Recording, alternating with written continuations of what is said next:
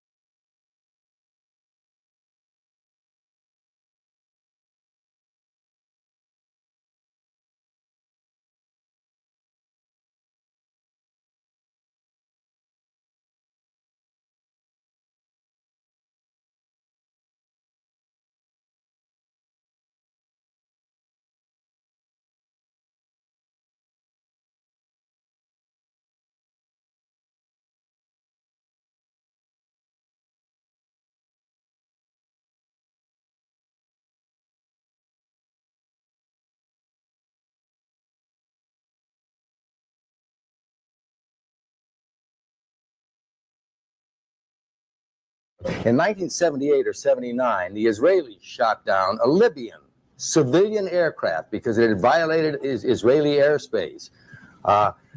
President Nixon sent a wire to Gaddafi and to Sadat apologizing for this incident, and the American representative abstained. Why? Because we couldn't create an enemy there.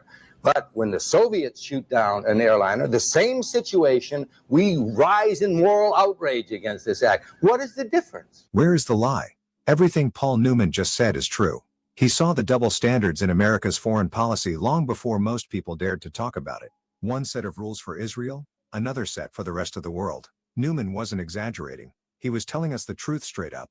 Watch the full clip. The other thing I'd like to address, the whole psychology of this is you don't trust the Russians, you don't do this.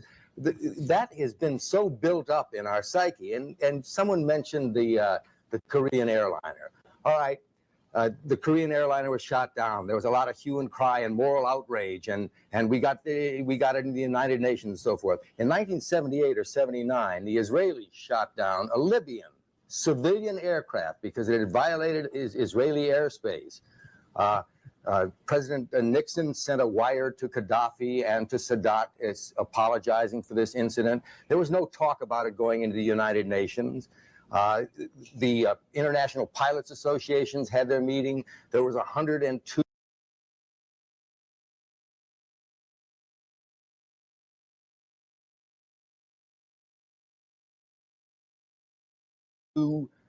nations that voted to condemn Israel, and 4 that voted not to, and the American representative abstained. Why? Because we couldn't create an enemy there. But when the Soviets shoot down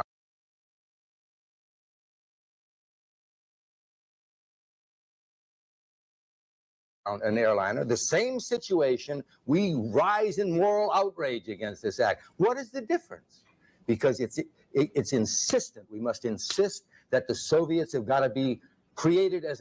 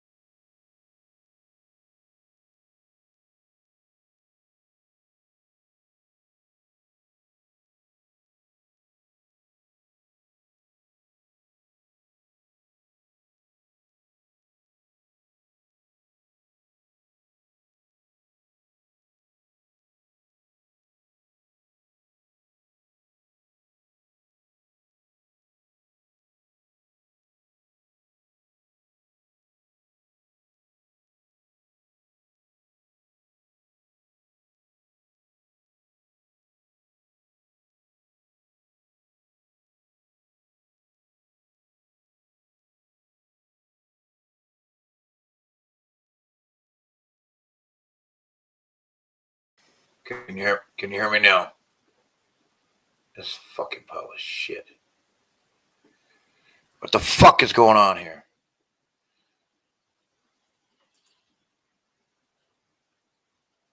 That's got to be working. Hello? Can you hear me now?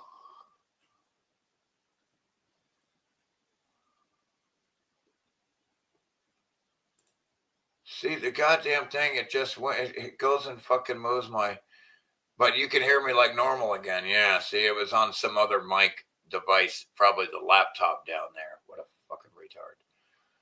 Well, thanks for saying something. It was better late than never. Yeah, can I get a 5x5? If you can hear me. I'll do a B-Rye. I'll do a Brian. Can I get a 5x5 or some shit? Can I get a 4x4? Okay.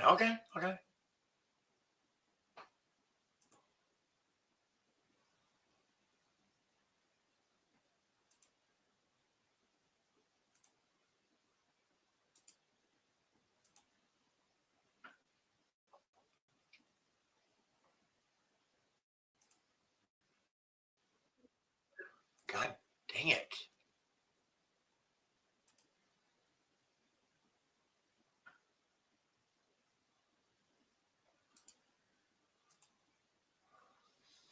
I mean, dude. Yeah, I'm trying to get some comments, dude, to fucking feel what are you guys wanting to look into? Because there's different subjects, and I hate to. I don't mind bouncing around though, so I don't. What does that matter? Let's see.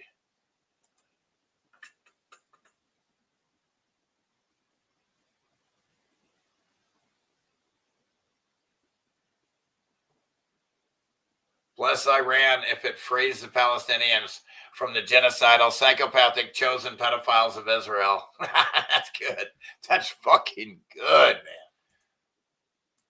Come on. You got to be kidding me. That's gold.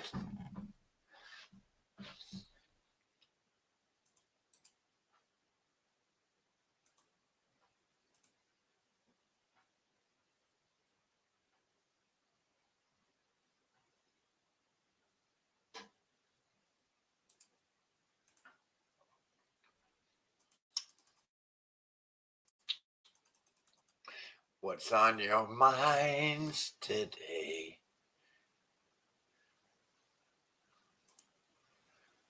Oh, snap.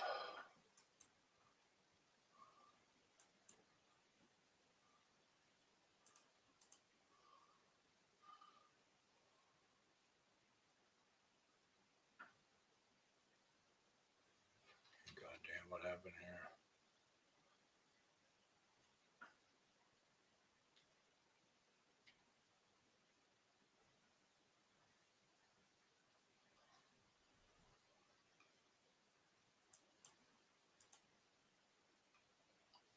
Okay, I think I'll do that. See what we got here. Just a lot of links. I got to figure out what the fuck.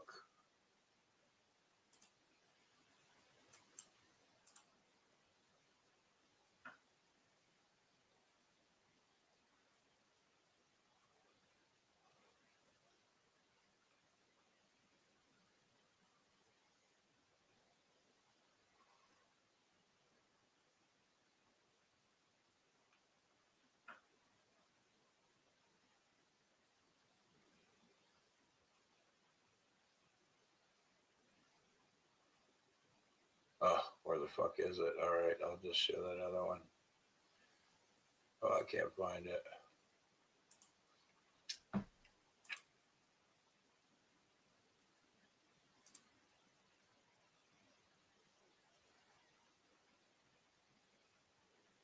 Elon buying out OF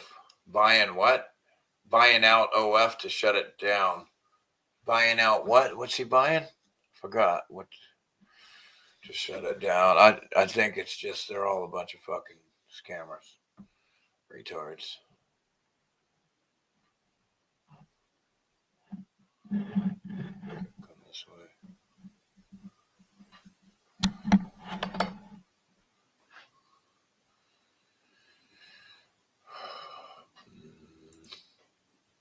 I knew more on that, I would say something. I don't know. All I know is Elon is a fucking joke, a fraud, and I really don't ever, the only thing significant, I mean, that they're all, I wish I knew more of what you're talking about. That's all I can say. I really don't know exactly. Let's see here. OF, I don't know what that means. Let's see here. You don't, I hate that abbreviation shit. Just write it out.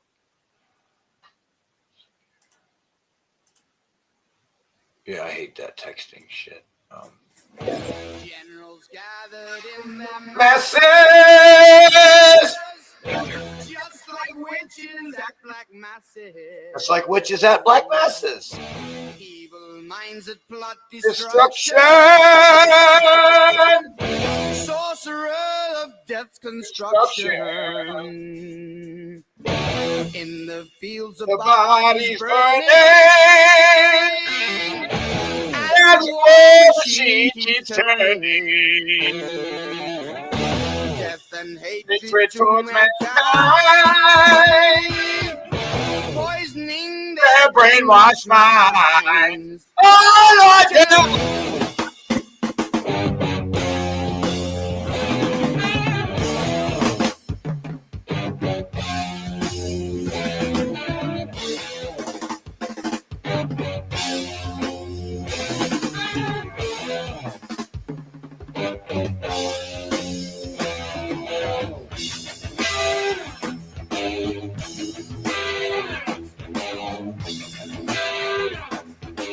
Jeff and Apple's walk.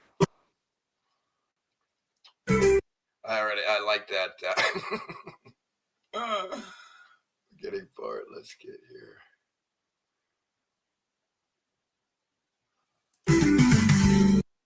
What's a draft? I'm going to give.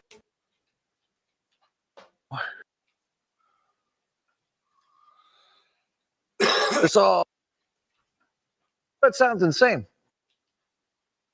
Man who just tweets like a drunken lunatic. Oh yeah, he's talking about Trump. I've never heard such mental instability and mental illness and delusion and contradiction, and it's like somebody making deals with themselves in a mirror. Crazy motherfucker, schizophrenic, bipolar, fucking as Trump. Basically can start things like World War III. I know it sounds insane. That's the idiocracy we have. It's like a so trying to get this thing to rewind like tomorrow, but it is totally possible. So based on that, I thought, okay, I should put out maybe my last video before this all goes down, because we now live in a world where a madman who just tweets like a drunken lunatic. 50% of the world will go dark soon or have no power. Doesn't mean you'll be dark. You could have solar panels, all the other ones. But right now, the oil that is supposed to go to Australia has been cut off and they're about to run out. Australia is going to experience no power, just like what Trump is doing to Cuba right now. Just like what Trump is doing to Cuba, Basically can start things like World War III. I know it sounds insane. That's the idiocracy we have today. And of course, he doesn't even tweet it. Like, do you think he's sitting there with his fat little thumbs tweeting all the time? No. Has anyone ever seen him actually tweet? I don't, he probably doesn't even know. Bro, he talks to a person and they write it down. It's one of them fucking, what do you call it? How to do it. But anyway, the people. It's called a fucking secretary. He writes it, he says it, and she writes it down. Who control him, send out his stuff. And here's what he sent out. Well, first of all, he said just the day before. We already see all this. Hold up. Well, we don't use the Strait. We don't need it. And then the very next day, if Iran doesn't fully open without threat the Strait of Hormuz. Because he's trading oil. Okay? Come on, man. It's insane. Him and his terrorist regime are trading oil. total hell in the first savage wave. If their Facility in the Middle East. Iran has drawn the ultimate red line. If their power grid is struck, they will unleash total hell. In the first savage wave, the IRGC unleashes a storm of ballistic missiles and massive drone swarms. Targets detonate in fireballs. Again, Iran needs to get everybody in Israel the fuck out of there. They're all the terrorist group that has been genociding Palestinians. They need to free the Palestinians and give them their land back. Saudi Arabia's Ras Tanura and Abqaiq refineries erupt. UAE's Jebel Ali and Tawila power plants explode into flames. Qatar's Ras Laffan. Again, you have Trump openly threatening war crimes, knocking out people's power. But again, I don't, after you see what Israel did to the Palestinians, yeah, there's no problem with that. I have no problem with wiping out the power, the desalinization. Get them the fuck out of, make it so these fucking terrorist, pedophile, genocidal maniacs of Israel can't live there anymore. Make it to where they got to leave. Get them out of there. Get the power, get rid of all the power, all the desalinization plants, the fucking destroy every fucking one of them and get them the fuck out of there so they can't live there anymore. Hopefully that's what Iran is going to do. Get them the fuck out of there. Shouldn't be there. In fact, nobody should be out in the middle of a desert anyway. What are y'all doing out there? LNG terminal is shattered. Crazy. And U.S. bases like Al Udeid plunge into darkness and chaos. Then, cyber strikes black out entire grids and it's an ashtray. It's all communication networks in an instant. The death blow. Water desalination plants, the desert's last lifeline, are obliterated. Saudi's Jubail and Yanbu, UAE's Fujairah, and facilities serving 70 to 99% of drinking water for 62 million Gulf people. Israel suffers the same fury. Missiles hammer Orat Rabin power complex near Haifa and the 5 giant coastal desalination plants, which supply up to 86% of the nation's water. Dramatically, right around the time that financial crisis happened. And so it's kind of interesting to notice now oil's going up massively, dramatically again, and what that might cause. July 11th of that year, there was another important first. The price of oil hit $147 a barrel, the highest price the world has ever seen. When oil began to go over about $80 a barrel in 2007, we saw something very interesting happening. All the other prices for all the other goods and services started to go up. Most of the people who follow the price of oil for a living say it's because it has a direct correlation and relationship. Because if that cost goes up, their cost will go up too, because it takes the fuel to deliver them. It's a built-in fixed cost, variable cost. It's headed for $100 a barrel, and quickly, as early as tomorrow. When oil hit about $122, $123 a barrel in early 2008, we had food riots, you recall, in 22 countries. Trump was all in. Just kidding. He wasn't. He wasn't insider trading yet. Oil, that's why he didn't make it. That's why he was a loser. Hit $147 a barrel in July of 2008. All the prices across the supply chain for everything we buy went through the roof. And in that month, July 2008, purchasing power shut down all over the world. It seems that everything is costing more. Food costs expected to rise. Yeah, it's called a hidden tax. 4% this year. Just 60 days after oil hit $147 a barrel, for the first time in history, the stock market fell a record 777 points in a single day. Folks, let me explain something. Whoever is short right now, it hasn't even begun to fall yet. Everybody's going to lose their 401ks and retirement. Every bit of investment, retirement money that anybody in the U.S. has in the stock markets will be lost.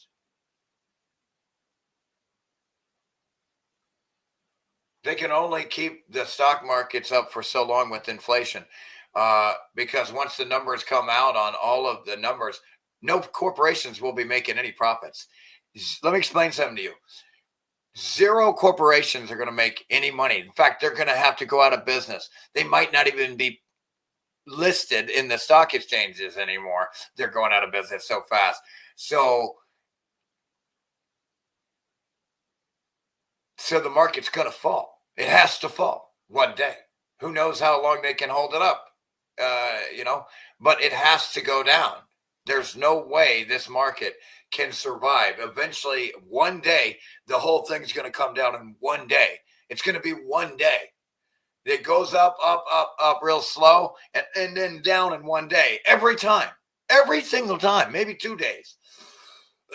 Sometimes 3, but maybe it'll rally up to the new resistance line before it heads back down again. It might retrace because retracement is natural.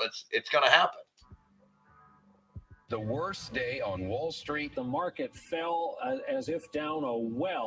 But if it does retrace, just buy right into the resistance and then go short again by selling right into I meant sell into the resistance. Boom. And sell short again. You can make many dips on this. We're down over 16%. On the way down, or like I said, most of the time it's just one to be in it, to win it. If you're in on, like I would be fucking shorting car dealerships, airlines, all kinds of shit that that they're targeting with their agendas. Because we're now down 43%. The Dow traders are standing there watching in amazement, and I don't blame them. And that was. I mean, I'd be a millionaire right now if I wasn't against this blood ritual money. I can't participate in something that shouldn't exist. But if I were to, I'd be rich as shit, dude, with what I know. The economic earthquake, the collapse of the financial market 60 days later, that was the aftershock. And so every time we try to regrow the global. If I participate in this money system, then I'm saying, hey, we should have it. We should have it when we shouldn't. We shouldn't. Economy at this money shouldn't exist. It's crazy. Same rate we were growing before July 2008. Oil prices will go up. All the other prices for everything we buy will go up, and it'll shut down over and over again. Every time the price of oil goes up, a few months later, unemployment soars. So we have this catch-22. When the oil price is low, that stimulates economic activity. That creates more demand for oil. It lessens the cost of goods, too, because it's cheaper to deliver them. BAM! Demand increases, price of oil goes up, and the next thing you know, we have a financial crisis, and we start the cycle again. Again! Every 4 or 5 It's years. designed to fuck you, stupid! We're in these cycles of growth, slowdown, growth, slowdown. That's the end game. Designed to fuck you, stupid. Yeah, we are probably on the cusp of a massive, massive economic and financial collapse, unlike anything ever seen. And you can actually make. Wait till you see the dollar crash. It's fucking over. Fortunes with it. You can join the Vigilante Insiders Club. I'll help you like personally, 1-to-1 every day through this. DollarVigilante.com/Vic. Or get our newsletter for free right now. Yeah. Making it free. Just so everyone has access to it. DollarVigilante.com. And in the Vic, I'm doing that all the time. Dude, having a free trial for the first month is a no-brainer. You should have always had that, you fucking retard. You idiot. Time. So that should be, you don't have to. First gimmick, and the whole thing should be like, dude, it's free for the first month. Try it out for free. There's no risk. Go down with everyone else. That should be a given.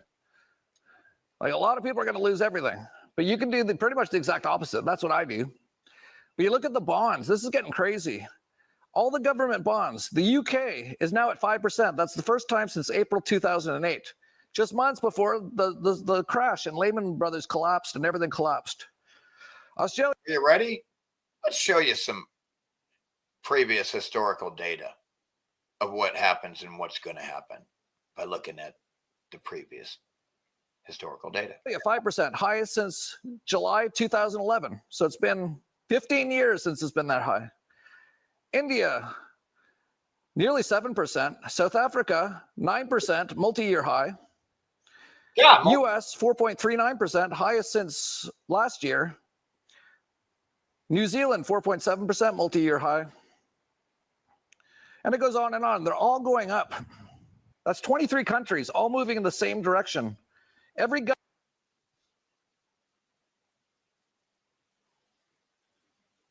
government is now refinancing debt at crisis level costs. The US alone is paying 1.23 trillion per year just in interest. 1.2 whatever the fuck trillion a year in interest. Hey, folks, the interest doesn't exist. Every money that has ever come into existence and circulation was first created out of debt. If you were to pay off every debt in the world, there would be no money left in circulation, meaning the interest doesn't even exist to pay back. Are you people fucking stupid out there or what? You can't seem to understand that? You can't pay it back, because in order to pay it back, the only way for you to create money to pay it back is to create it out of debt. Are you really this fucking dumb? Are you not listening? The only way to pay the debt back is to borrow more money to pay it back. That's the golden rule. Money's created out of debt in the U.S. and the world right now.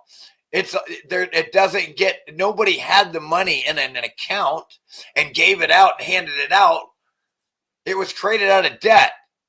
It didn't exist other than your imagination and acceptance of digits in a bank account having value and others accepting it. Are you listening? These are mental constructs. That's 42% more than just 2 years ago. The last time these signals all fired together was the late spring of 2000. Drum roll, please. 2008. 4 months later, Lehman collapsed and the global financial system nearly collapsed. This time, the debt is 30 times bigger than it was in 2008. I mean, look right here. Even Japan's making it obvious with this double top resistance here. Speaking of U.S. national debt, the government debt, Donald Trump, both times before he got selected, said he was not only going to balance the budget, but he's going to pay off all the debt. Now, it's really not possible, but that doesn't matter because people don't understand how these things work, and they just believe whatever the guy in the television programming tells them. You can't pay all the debt off because if you did, there'd be no money left in circulation, and then there's no interest. It doesn't exist. People don't get it. The money is created out of debt. To pay the interest on the debt, you would have to create more money out of debt. See what I mean? You create money to pay interest on a debt that you're not getting it, people. It's a fraud. You can never, it's like musical chairs. You can never pay it back. It's impossible. It's a paradox that you can never pay it back. But he actually did the exact opposite. He increased the debt of the U.S. government more than... Because nobody's allowed to come in and go, okay, besides this idea of creating money out of debt, here's some actual money that we're going to throw into that system. It can't work that way. That's not how the Federal Reserve operates. You can't just do that. Any other president in history, the last time with Operation Warp Speed, where he tried to kill everyone in the U.S., are you starting to get this yet? Knock, knock, knock. You starting to get this? Anyone out there? And now with this war, they just asked for another $200 billion. Oh, man. Oh, man. U.S. national debt, a $39 trillion breakdown by presidential administration. In the left side, all 44 presidents that have ever existed before Trump spent $25.5 trillion.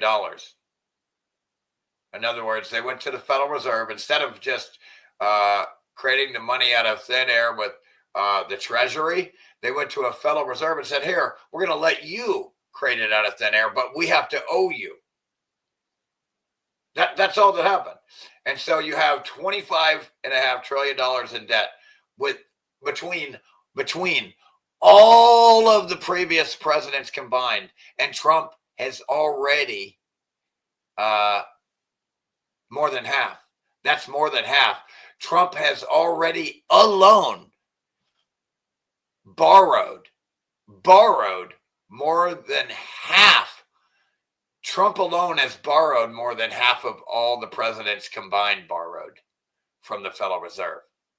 Who's the Federal Reserve? They're just a group of pedophiles and foreigners that benefit, and they're the Rothschild, basically, that benefit and parasite off the rest of the world from this fraud of creating money out of thin air, and you owing them for it. And if you don't pay, then you got to give them the real assets and wealth. It's bizarre that the people are this dumb. Amazing. Can't believe it. The national debt's skyrocketing. All 44 other presidents, other than Donald Trump, increased the total debt of the U.S. by $25.5 trillion. Trump alone, in just 5 years, has increased it by $13.5 trillion. More than half of all the debt ever. And this is what I wrote about in my book, The Controlled Demolition of the American Empire. And this is all happening now. All of this stuff's going to destroy the U.S. It's done. It's over. Zero.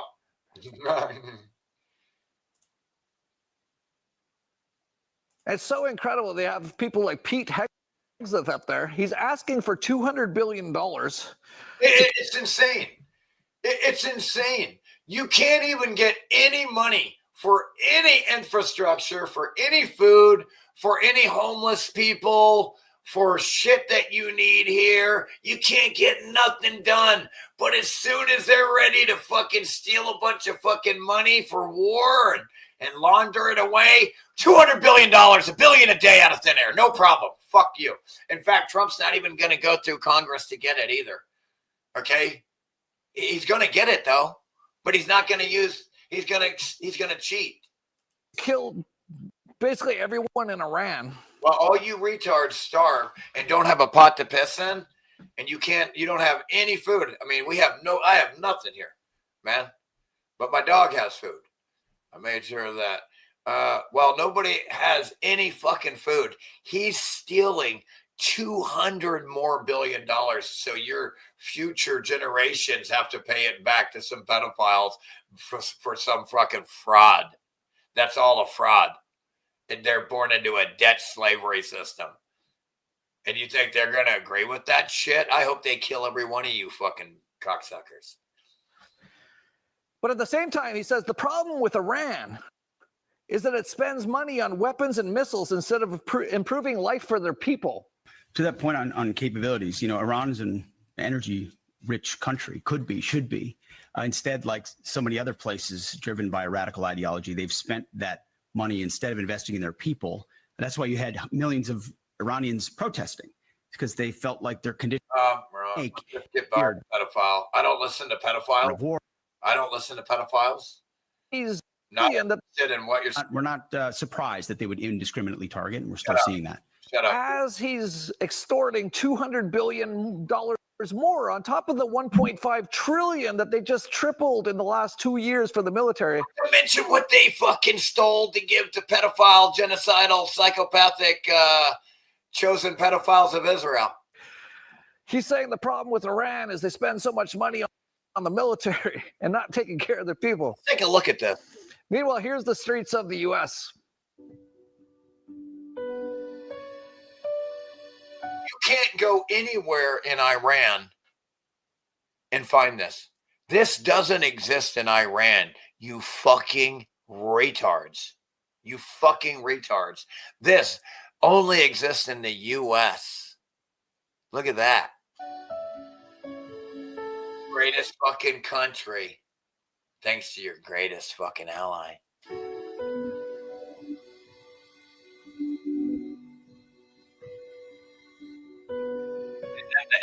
Intelligence agencies make sure the criminal gangs that they run bring in all the drugs to placate the society and all the fucking lower class unfortunates. And meanwhile, I was speculating on was Netanyahu alive or not, and they put out all these AI videos that were clearly AI. But he seems to be out in public now, and it does seem to kind of... No, it's fake as shit. He's so fucking frustratingly dumb. It's faker than your beard. Just kidding. To be him, although the darkness in your beard does look different. Might be a clone. I don't know. But Yeah, they cloned him. His clone will fight to the end too. That's, let me tell you. Hey.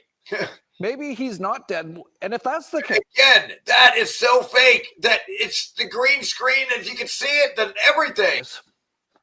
Then that was all just what they're doing to distract you from all the evil stuff they're doing, right? They just had people for days like talking about that. Yeah, we don't need to talk about all that. Jeez. What's up?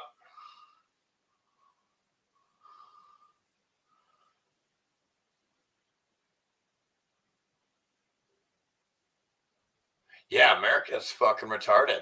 They voted for Israel first because every vote for every president is for Israel first. In case you didn't fucking notice. Well,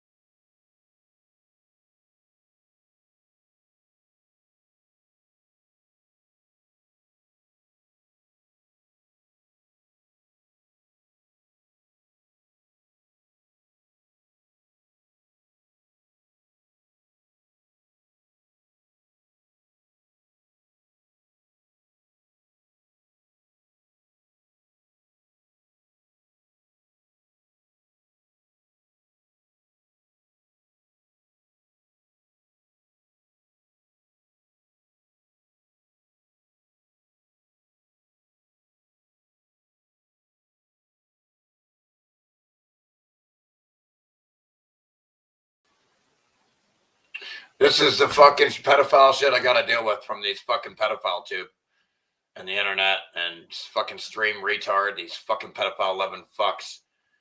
They just knocked me off my stream like that, bro. What the fuck is that about, bro? How do they get away with this shit? You're fucking cursed. I fucking cursed you, motherfuckers. Knocked me off my fucking stream. What a bunch of cursed motherfuckers, dude. Trying to show truth.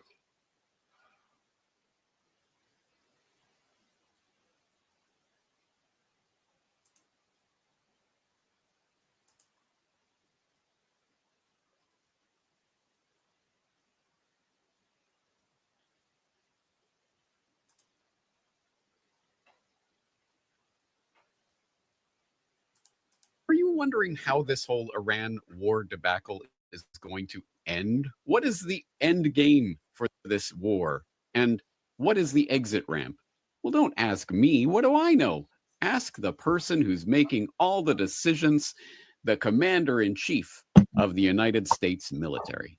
The president told me he thinks the war is, quote, very complete. He went on to say Iran has no navy, no communications, no air force. What is your day after plan for Iran? Well, we have a lot. Look, if we left right now, it would take 10 years for them to rebuild.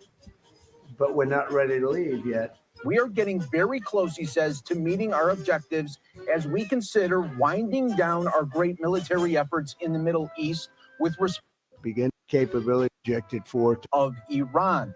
And we have right from the beginning, we projected 4 to 5 weeks, but we have capability to go far longer than. No, you don't. Where are you going to get the fucking money, bro? No, you don't. You don't have money for fucking children here, food, but all of a sudden, you got $1 billion a day to murder children in the other side of the world. Let that sink in. No, your children can't eat, but my friends can bomb and murder children because it's a war. And I need $1 billion a day now. So you're talking about 4 weeks at $1 billion a day. He's got no problem spending money, but you can't feed your fucking kid with that. It's too much. It's too much money. It's too much, but for war, fucking there's no limit. Fucking, I need another 200 bill. Interest of loans over $1 trillion a year. You fucking retards are so dumb. It's insane. And that we'll do it. Whatever somebody said today, they said, oh, well, President. Somebody kill this motherfucker right now. You all are cursed for allowing him to exist here. You're all cursed for allowing him to exist here. You're all cursed for allowing him to exist here. The president wants to do it really quickly. After that, he'll get bored. I don't get bored. Is the president in the process of winding down this war or escalating the conflict? Again, they're not mutually exclusive. Sometimes you have to. What the fuck did he just fucking say? That mental ill pedophile? Fuck you, dick sucking faggot. Look at this is what a pedophile dick sucker looks like. Escalate to de-escalate. And this is what a person that sucks a pedophile's dick looks like. When Steve called up and he said that to me, I said, well, here we go. Let's do it the hard way. But the hard way, I think, is probably the easy way. Wait, God, let me get this straight. Dude, I'm going to choke the fuck out of this dude. If I ever see you, I'm going to choke the fuck out of you. You fucking idiot retard. You're so annoying. You're so annoyingly dumb. The U.S. has already won, but not won enough. So they'll wind down soon, but they could go 4 to 5 weeks, but maybe longer, because you got to escalate to de-escalate by doing things the hard way, which is also the easy way. Yes, if you want that hard... You can't keep up with this goddamn nut job. Podge of nonsense, then you can listen to Donald J. Trump, but as my... It's impossible to keep up with him. He gets more outlandish every fucking day. Very astute listeners know by now, he is not the one calling the shots on any of this. So who really is calling the shots, and what do they want out of this conflict? Those are the answers that matter, and you're not going to find them in the mainstream press. So let's roll up our sleeves and dig in. That is exactly what we're going to cover on today's edition of the Corbett Report.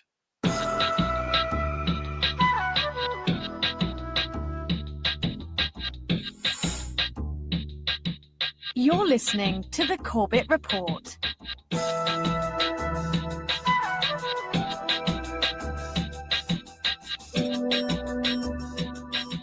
Welcome back, friends. Welcome back to another edition of the Corbett Report. I'm your host, James Corbett of CorbettReport.com, coming to you, as always, from the sunny climes of Western Japan here in late March of 2026 with episode 495 of the Corbett Report podcast. This is the real endgame in Iran. Yes, so for those who are wondering about the in Iran.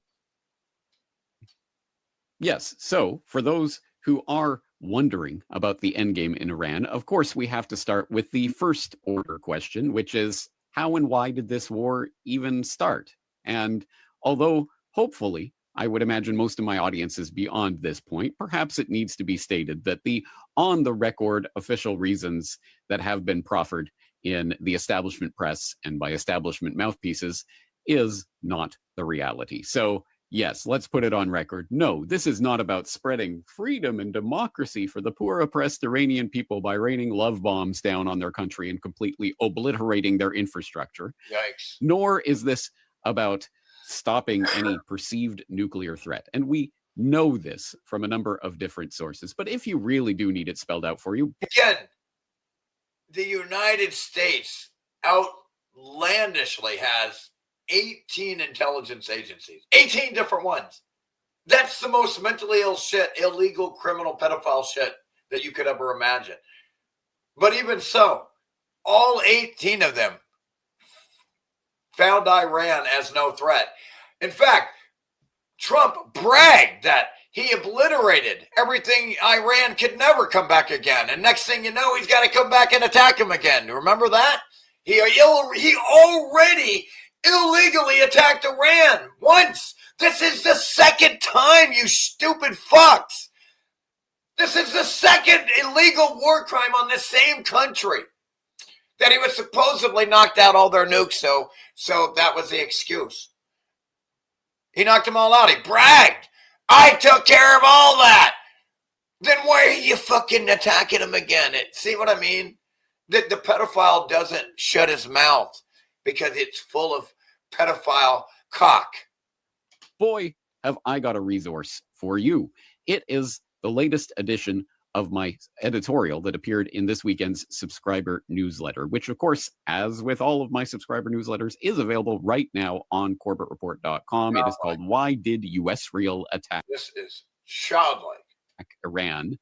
And it purports to answer that very question. So you can either get it directly from CorbettReport.com, or, of course, the editorial of my weekly subscriber newsletter is also posted to my Substack. So here it is. Why did U.S. Real attack Iran? And I start by talking about the very interesting phenomenon that we all know and that you have seen documented on Corbett Report for many, many years now, which is that there is always some weapons of mass destruction. They got weapons. No, they didn't. So every one of you snipers that murdered Iraqis, you murdered them. They didn't do anything wrong. Okay, you got tricked into murdering your fellow man. All you retards in the U.S. Army and military, you murdered Iraq people that did nothing wrong because Bush said so. You believed a pedophile, you fucking retards, and Rumsfeld, and Mossad. Israel told you that, and Bibi told you, Netanyahu told you that Iraq had weapons of mass destruction, and they didn't. But you believed them and murdered them anyway when they did nothing wrong. Let that.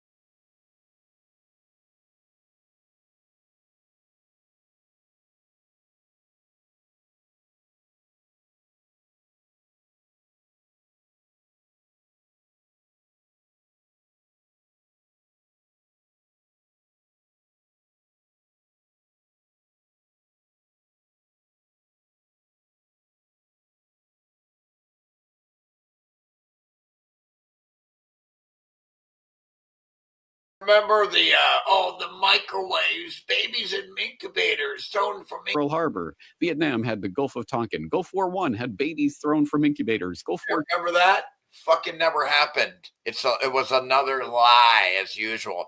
Every war was a bankster war, and every war was started, drum roll please, with a lie. Every war started with a lie. That's the MO, baby. II had weapons of mass destruction. Libya had a spontaneous people's uprising against Gaddafi's Viagra-fueled rape squads. Yeah! Syria. Remember when they made up that Viagra-fueled rapes? They told you that they were using Viagra to rape and they had rape squads. It's the craziest shit. They will say anything. But the crazy shit is the American people will believe it. Syria had madman Assad gassing his own people. But of course, he never did because he loved his people and they loved him, actually. Unlike Trump, nobody loves him. In fact, everybody and the whole world for the rest of his life here is going to hate Trump. Okay? He is the world's pariah. And Israel. Every single one of these casus belli was a deception, a false flag, or a provoked incident, or a completely fictitious non-event designed to whip up the masses' lust for blood and desire for revenge. But in each and every one of these cases, the puppeteers of the American empire had to at least try to deceive the public in order to win their support for war in some faraway land. We're in new territory now. Woo! But what's the justification for the Iran war? Oh, right, we're freeing the Iranian people or something. No. They can come up with nukes. No, you just did that already. You already played the illegal attack Iran illegally because of nukes, and you took care of that problem. You remember? You already illegally committed a war crime. So there's no excuse to go back. But you did, man. You went all in, man. You drank the worm at the bottom of the tequila bottle, man. You never drank the worm, man. Oh, wait. No, maybe there's a more obvious question. And as I go on to talk about in this article, of course, the official story is bunk. So what is the real story? We can take it from people like UK National Security Advisor Jonathan Powell, who was at the US-Iran talks in Geneva in February and who reported that he was surprised what the Iranians were putting down on the table, or U.S. Director of National Intelligence Tulsi Gabbard, who testified at the Senate Intelligence Committee hearing that Iran's nuclear enrichment program was obliterated last year. Remember that whole 12-day war thing where the White House literally put out a press release saying they obliterated Iran's nuclear program? So that no threat there. And of course, we've all seen Joe Kent, the former director of National Counterterrorism Center, resign his post, complaining that there was no imminent threat from Iran. So what was this really about? Well, we can take it from people like Joe Kent or Jonathan Powell, who have both testified that obviously there were Israeli pressures that were being put on the White House in order for this to take place. But we don't have to take it from that, or even from Stephen McIntyre, who people will remember, hopefully, if they've been following the climate story as I have, as Climate Audit, aka one of the people who completely deconstructed and eviscerated the Michael Mann hockey stick lie. Well, he's also eviscerating other lies, and he points out that the most definitive White House statement purporting to justify the Israel-U.S. war on Iran was its March 2nd, 2026 statement titled "The Iranian Regime's Decades of Terrorism Against American Citizens." If you follow that link to that post, you can see all of these examples of Iranian dastardly terrorism against U.S. Forces and sources over the course of the past few decades. But as it turns out, that entire document was plagiarized almost word for word from a June 19th, 2025 post by Zvi Khan, who works for was former AIPAC employee who works for a think tank, the FDD, which was founded, quote, to provide education to enhance Israel's image in North America. So there's a pro-war Zionist-funded think tank that was literally word for word behind that post. Again, you can take it from many different sources, but why don't we take it from the horse's mouth himself? Secretary of State Marco Rubio. Yes, the same Marco Rubio, who, as again, corporate reporters will be well positioned to know, was personally vetted by Larry Ellison during his 2015 presidential selection run. Well, that Marco Rubio came out and kind of said the quiet part out loud about who's really directing America's foreign policy. No. And so the president made the very wise decision. We knew that there was going to be an Israeli action. We knew that that would precipitate an attack against American forces. And we knew that if we didn't preemptively go after them before they launched those attacks, we would suffer higher casualties and perhaps even higher those killed. And then we would all be here answering questions about why we knew that and didn't act. Bro, he just said the most mentally ill shit I've ever heard in my life. First of all, never ever assume. You are supposed to wait for people to do things before you act. You can't assume. You make an ass out of you and me. This is amazing. We are at probably a first or second grade elementary level of rationale and logic here. I kid you not. It's like listening to an elementary child rationalize.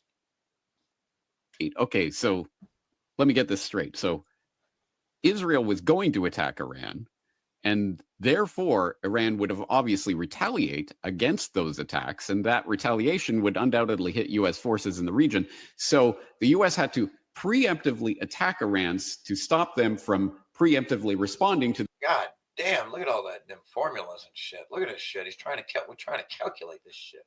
We're trying to calculate this shit of what Trump's saying, man. We're trying to keep up. It is hard to keep up with Trump. It is hard to keep up with his fucking mental illness. To the preemptive attack that hadn't taken place yet. Anyway, once you follow that unbelievable pretzel, stop them from against those attacks, and that retaliation would undoubtedly hit U.S. forces in the region. So the U.S. had to preemptively attack Iran to stop them from preemptively responding to the preemptive attack that hadn't taken place yet. Anyway, once you follow that unbelievable pretzel knot back to its underlying thesis, you will discover, as many in the mainstream establishment world soon did, hey, wait, he's basically saying Israel basically started this war. They were the ones who were going to attack, and so the U.S. had to attack in order to defend the attacks against the defense against the attacks that hadn't taken place yet. And as you may or may not have seen, and as I document in this editorial, yes, there was quite a lot of diplomatic brouhaha about that and some walking back. And well, we don't mean to say that Israel is the one behind all of it. Anyway, that is exactly what Marco Rubio was indicating there. And of course, that comes as a surprise to precisely no one who has two brain cells to rub together or who has their head screwed on straight. Damn. And that is precisely because, again, as I... God damn. Uh-oh, here come the cartoons. Gaga boo boo goo goo. Gaga boo boo goo goo. Gaga boo boo goo goo. Goo. This guy is the most retarded fucking idiot I've ever seen in my life. This Satan Yahoo idiot. I've never seen such idiocy. A document at length in this editorial. It is clown level. It's not the first time Israel has floated the idea of regime change in Iran or fighting Iran to the last American, which is has been a key theme of warmongers like unconvicted war criminal Benjamin Netanyahu for decades. In 1992, as a member of parliament, Netanyahu addresses the Knesset.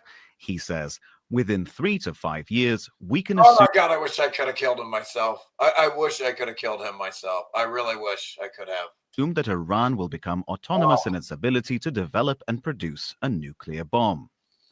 3 years later, in his book, Fighting Terrorism, he repeats the same time frame, 3 to 5 years. This is a fragment of a 2009 US State Department cable released by WikiLeaks. Netanyahu tells members of Congress that Iran is 1 or 2 years away from being capable of developing nuclear weapons. They're online. It's 2012, and Netanyahu is holding up his infamous cartoon bomb here we go at the again. UN General Assembly. What? Who is holding up his infamous cartoon bomb at the UN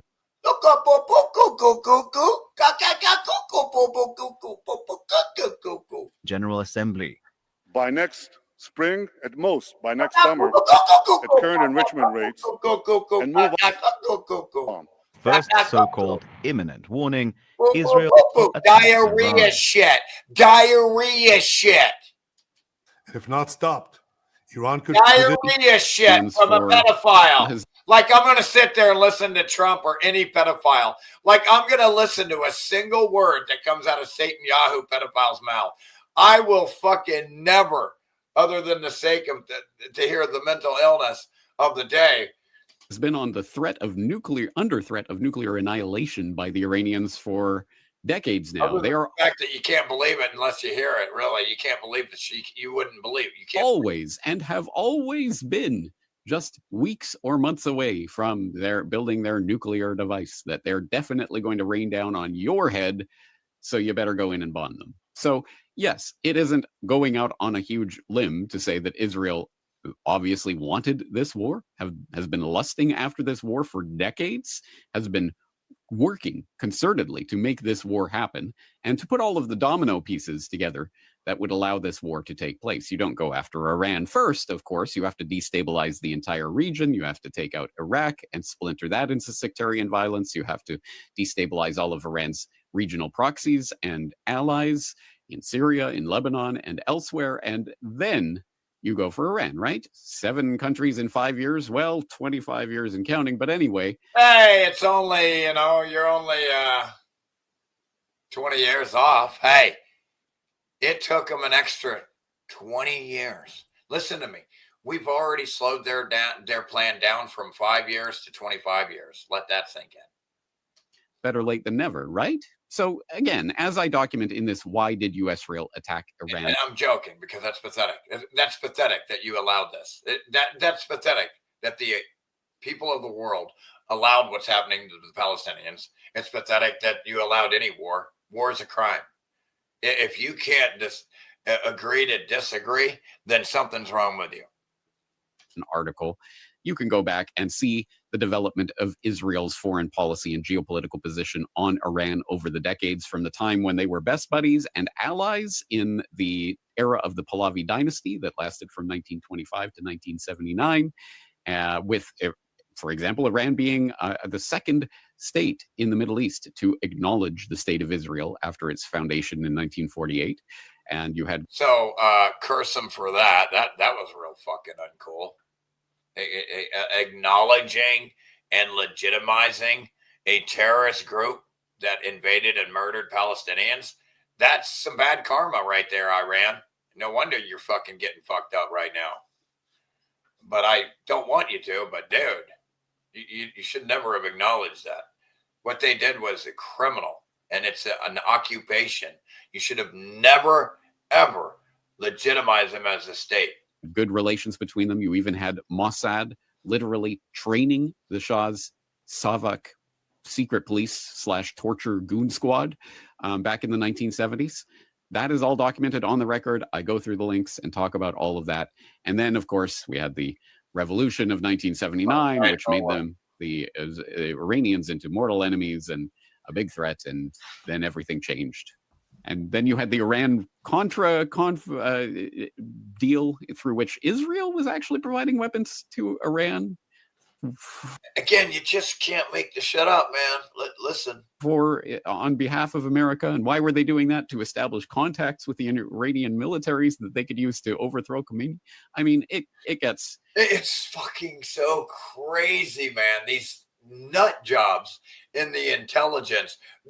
It's like, you know what? They shouldn't call intelligence agencies intelligence agencies. They should call them pedophilic, genocidal, retard agencies. Retard agencies. Crazy. And I go through all of those twists and turns. But long story short, yes, Israel has been lusting after Iran for decades now. It is a regional... Not intelligence agencies. They're retard agencies. You just can't make it up. Rival that has to at least be taken down a peg or two if Greater Israel is to be constructed as Oded Yonon and other well-known Israeli foreign policy planning documents have put on record for decades. But I don't think that fully explains everything that's going on here. Yes, of course, Israel is interested in what is happening in Iran right now. But that also begs the question of why they have not accomplished this in the decades and decades that Netanyahu in particular, and of course the Likudniks and Israel crazies, Zionist crazies in general, have been lusting after for decades. Why now? Why is it in 2026 that suddenly this thing that's been talked about and prepared for literal decades is now suddenly coming to a head? Well, as I have stated before, and I will state here again, I do not think that massive world historical events like these take place because a singular group with a singular agenda has suddenly decided to write the script that everyone else will now slavishly follow.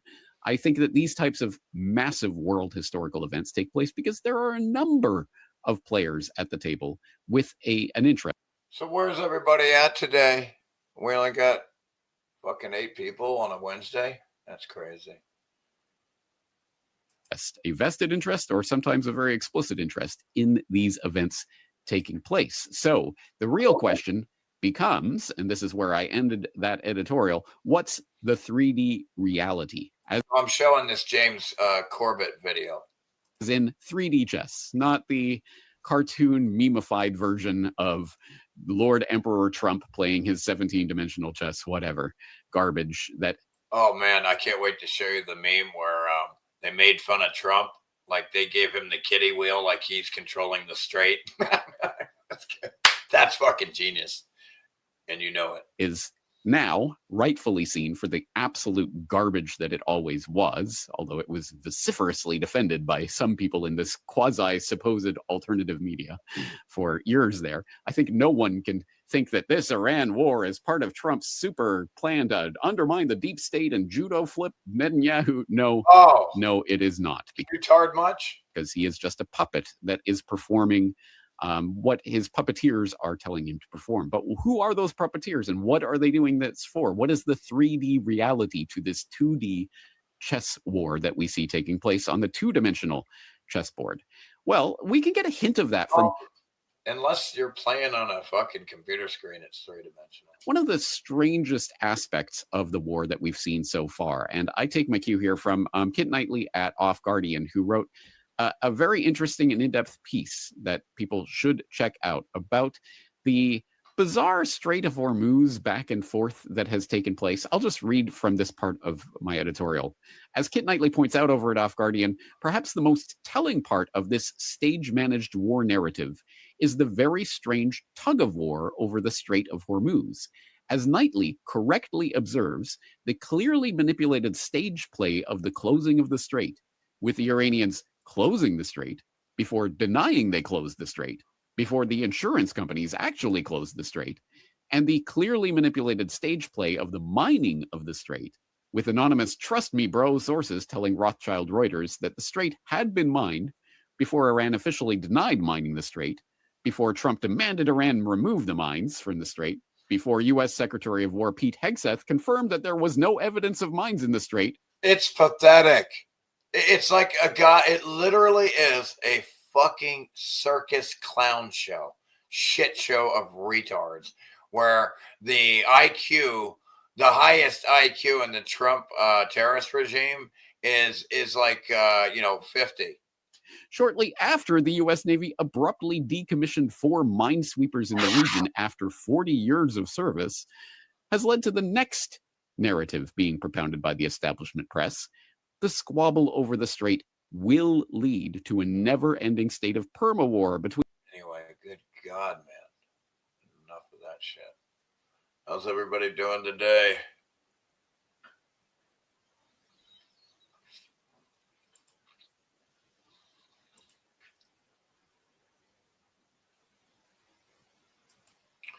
Huh. It's a wide variety of shit.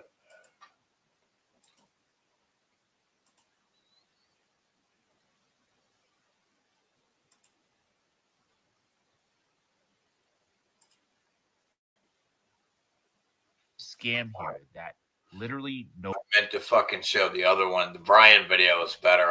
Maybe I'll have to try to find that one. Nobody's talking about. Okay, so if you pay close attention on every single airplane ticket that you buy, there is something called the September 11th security fee. It's $5.60. It's on every single ticket, and you pay it up front. Now, according to the TSA website, the passenger fee, also known as the September 11th security fee, is collected by air carriers from passengers at the time air transportation is purchased, and then the air carriers are supposed to remit these fees to TSA. So in other words, you and I are directly paying for security at airports. But what's been happening over the last... When they act like they're not, this is some bullshit right here. They're lying sacks of shit. Last decade plus is that Congress have the money because they get it immediately right when you go to buy a fucking plane ticket. So they got it right there in an account to pay them. Has diverted the aviation security revenue away from TSA. Diverted, unless it's diverted. Into general deficit reduction. And so the fees that we're paying, the fees that the passengers are paying. By the way, is a waste of time because the interest doesn't exist and it's a fraud and it can never be paid back. It's like you're fully retarded or something. Specifically for airport security has now been swept into the broader federal budget through multiple bipartisan agreements, meaning that both... You might as well just wipe your ass with the money instead of using it. It's like insane to pay any interest. It would be, it's like just it's idiocy. Parties are down with this, aka the fee that you and I pay, that all the passengers pay, is not actually being used to fund TSA like it's supposed to, but rather it's thrown in some massive... Because it's all a fucking crime. It's all, everything is a scam, dude. They're stealing everyone's fucking money. Slush fund. So in other words, government is nothing more than a wealth transfer mechanism that obfuscates the crime to the average fucking retard. We are paying for a service that they are not providing. So FYI, if you've missed your flight because of the government shutdown or long security lines or whatever, you can actually demand a refund from the airline for this fee that you've paid. Anyway, hope that helps and be safe out there, guys. And good luck getting it back if you can get that feedback. Good luck with that, I would say, probably.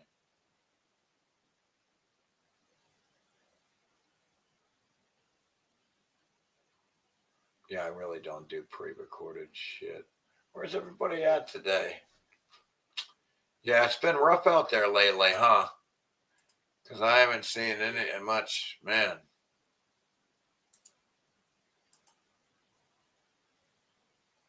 Where's everybody at today on a Wednesday? Is this thing even looking at me?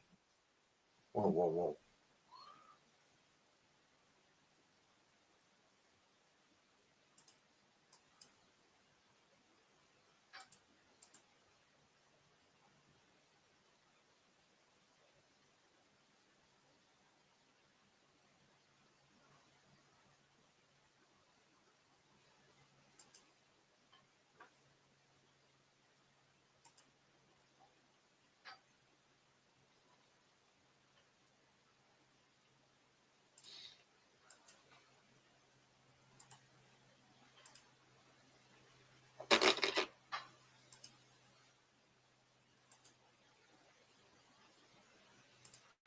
Yeah, let me show you something here. That this is Jeff Berwick's video here, and look what he puts at the beginning here.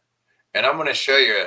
I love Jeff, but let me tell you, dude, what he's saying here is complete fraud nonsense. Okay, let me watch. 100 years ago, Nikola Tesla discovered a healing technology that threatened the entire pharmaceutical industry. The day he died, the government... He did it. He did it. No, he didn't.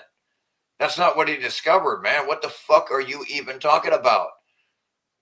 He discovered free energy. He didn't discover how you heal with sound and vibrate. You heal with the organs and the bells and all. And that's why you use organs to heal your organs. That's how you heal. This shit he's talking, it's some mentally ill shit he's talking about right here. Watch this. The government seized it. They seized his stuff that had to do with free energy, not knowledge of healing. This is a complete fraud. Government seized everything. And I love Jeff, but this is a fraud. And then he's taking advantage of the placebo effect, which is genius, by the way. But Dude, that's kind of karma, dude. Dude, you heal yourselves. So when you're doing the plasma machine and you think it's working, it's because if you think it's working that you're healing yourself. It's crazy. For 100 years, this technology was hidden until now. No. Plasma is back. Tesla Club. TZLA.club. That's crazy shit. And that's a commercial for David Icke. David Icke advertises Jeff Berwick's misinformation and disinformation. That's what that is. That is a complete fucking lie and a fraud, and I'm calling it out.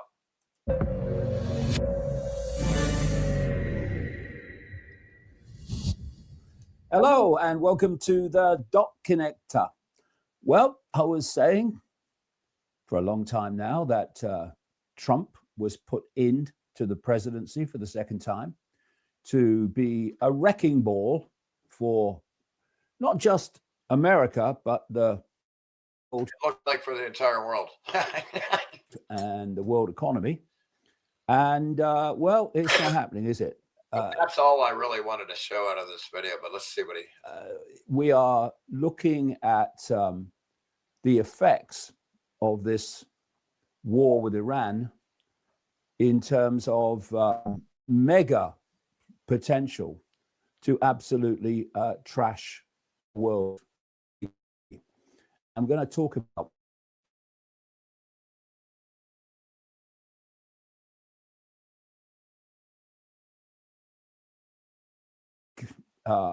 event, if you like, from that perspective this week was the Israeli bombing of the big Iranian gas field.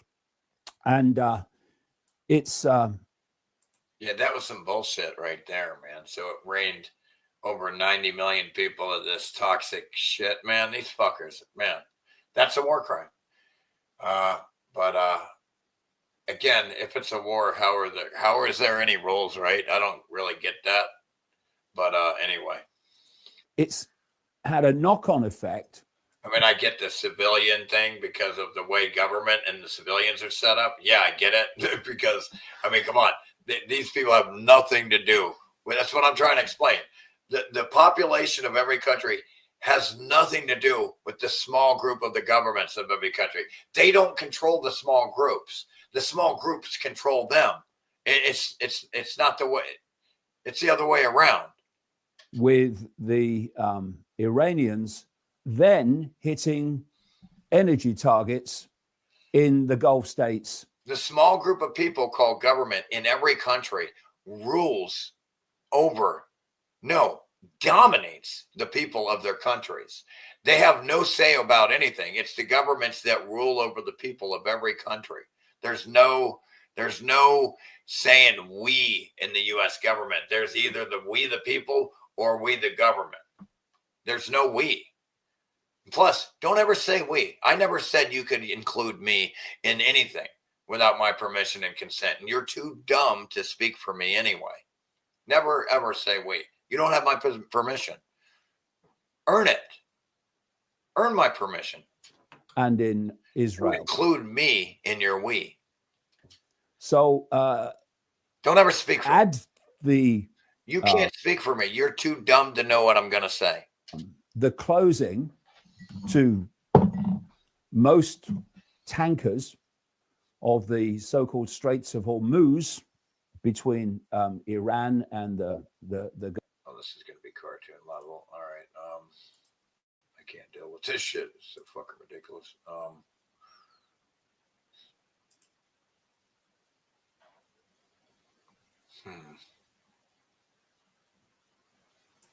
We'll watch part of this one. I think this is kind of interesting right here. It's an interesting angle. We just saw this a couple years ago, what happened, and now look what's happening. It's very interesting.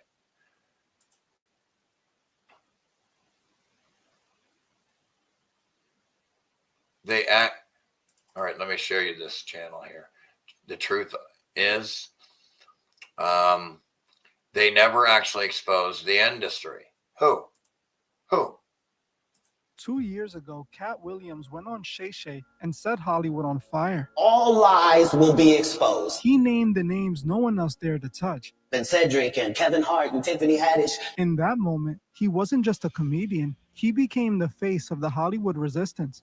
But look at Cat today. It's like he forgot he ever called them out. Not only did the industry welcome him back, but he's signing massive deals with the very system he claimed was the enemy. And he's not the only one. From Dave Chappelle to Jim Carrey, there's a recurring pattern. One day they're exposing the darkness, and the next, they're back on the red carpet promoting it.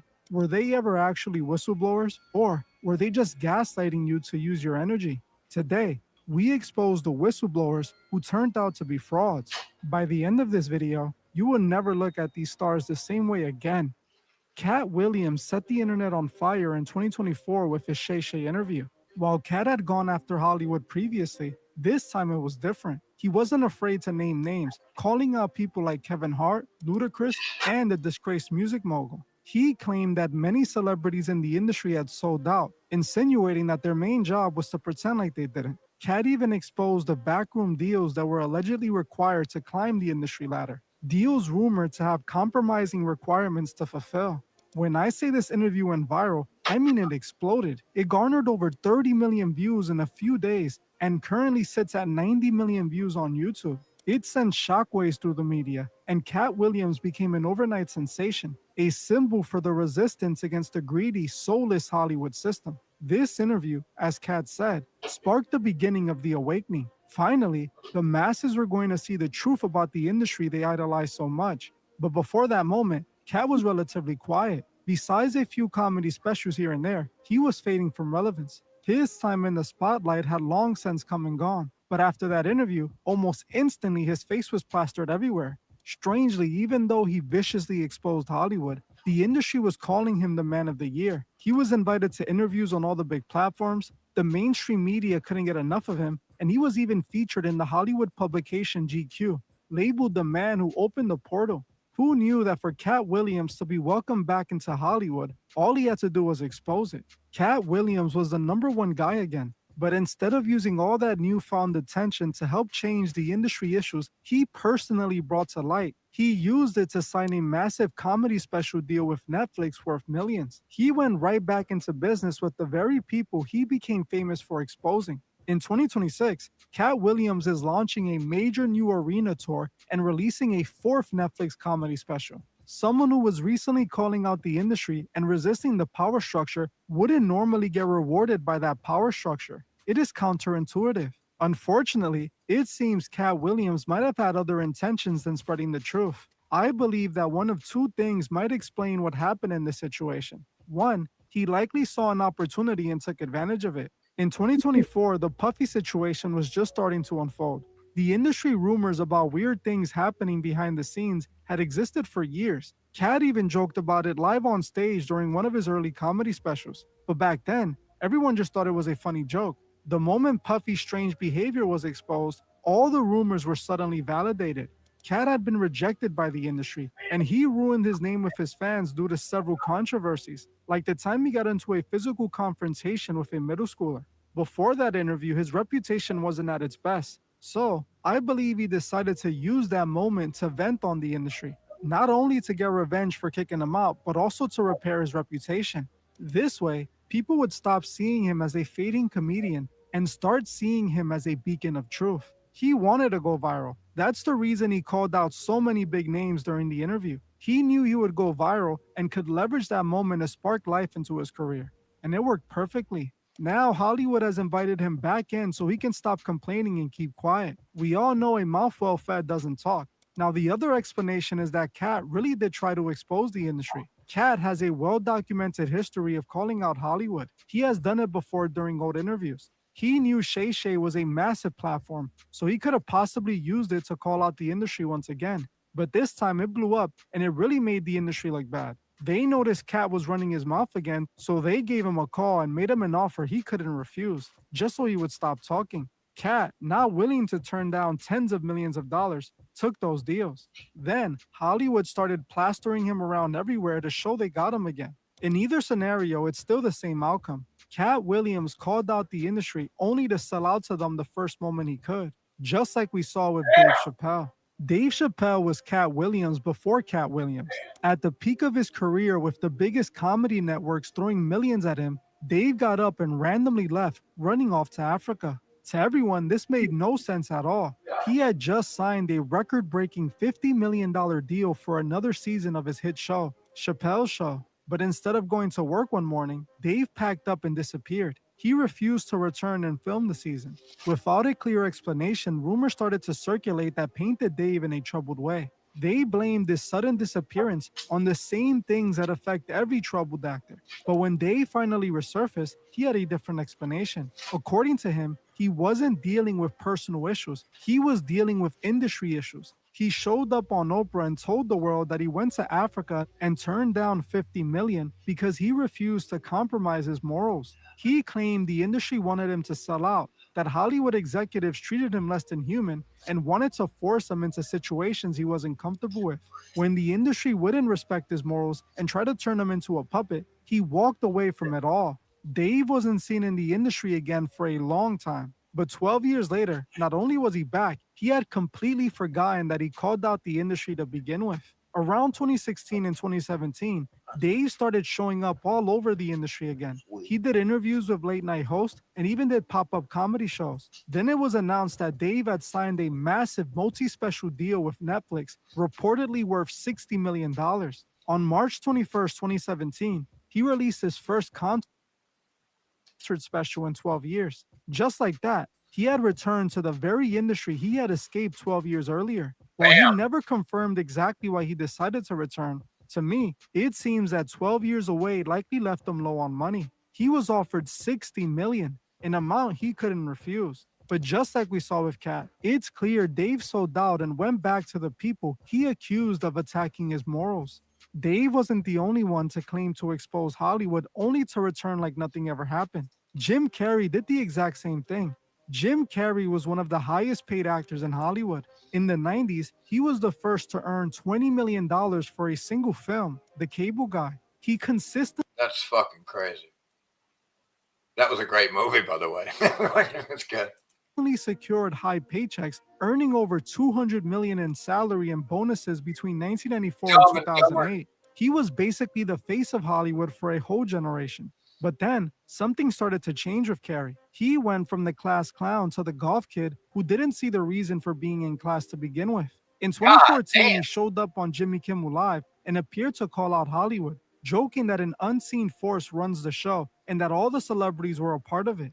This was followed by more strange behavior from him, like when he showed up to an E! News interview calling the red carpet meaningless and saying celebrities, including himself, didn't matter. In fact, he famously said that Jim Carrey doesn't even exist.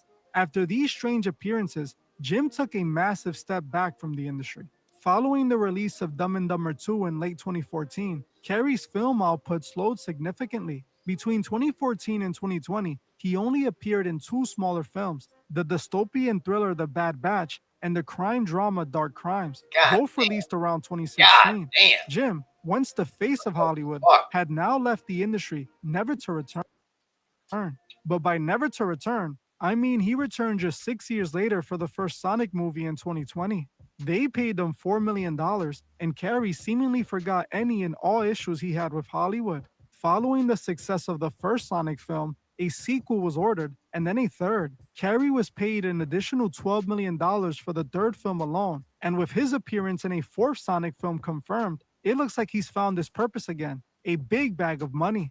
With Jim, we don't have to guess what brought him back. He admits out of his own mouth that he needed the money, likely to pay for all that plastic surgery and for those French lessons. I came back to this because, first of all, I get to play a genius, which is a bit of a stretch. I bought a lot of stuff and I need the money. Yeah. That's him With there. Carrey, I don't think he was ever really against the industry. I believe all his strange antics were misunderstood. He was never calling out Hollywood. He was attacking himself. If you want to know what his recent transformation was all about, make sure to watch this video right after this one. It explains exactly what happened to him. But while Carrey was trying to expose how meaningless Hollywood is, Elijah Wood was trying to expose how dark it can get. Now this is good. Now this flip here is is quite a flip as well. They all flip.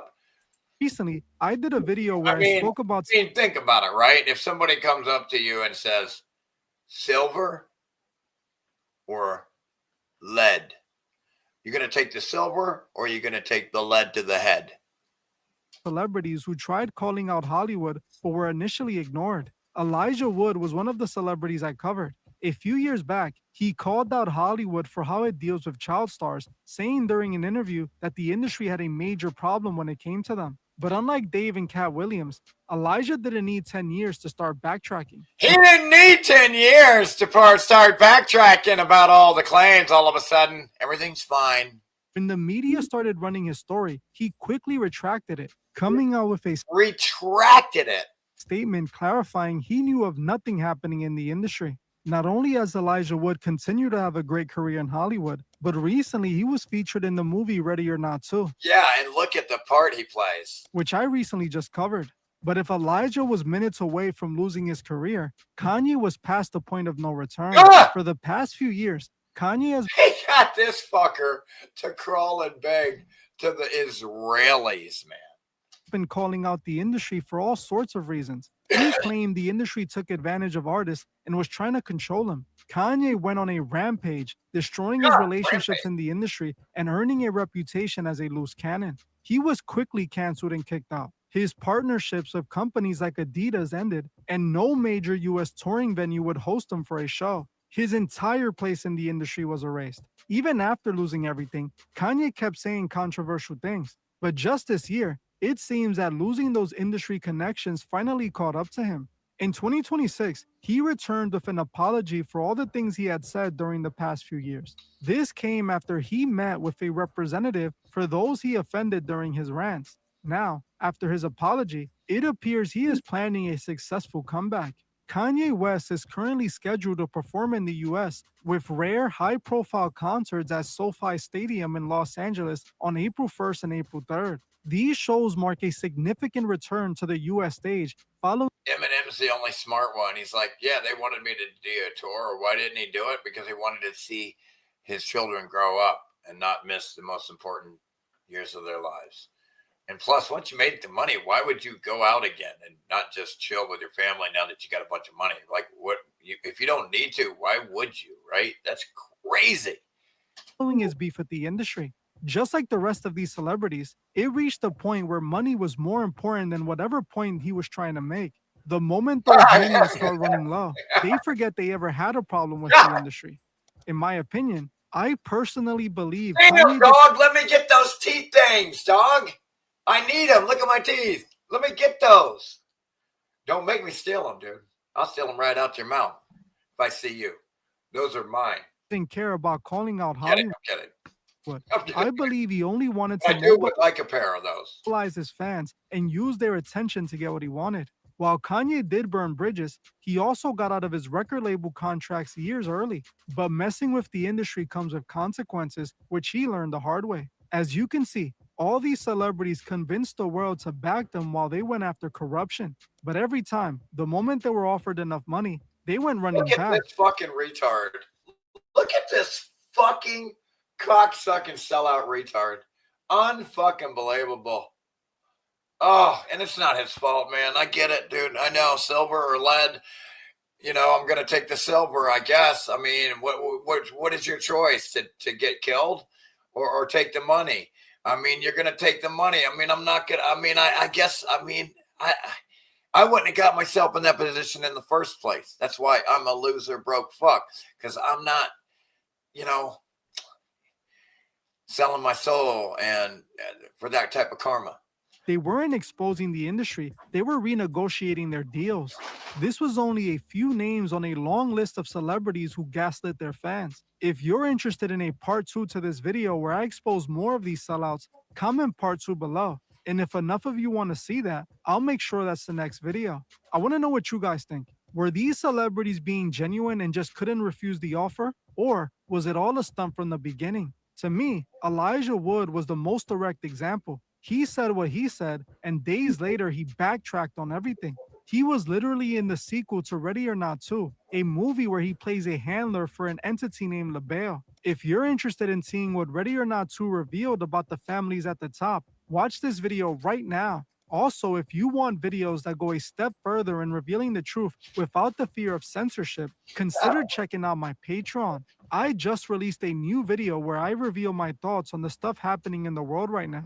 Trust me when I tell you, you don't want to miss that episode. You can find my Patreon in the description. And if you want to support unfiltered content, make sure to like this video and subscribe to join the truth movement. I want to thank you all for watching, and I'll see you guys in the next one.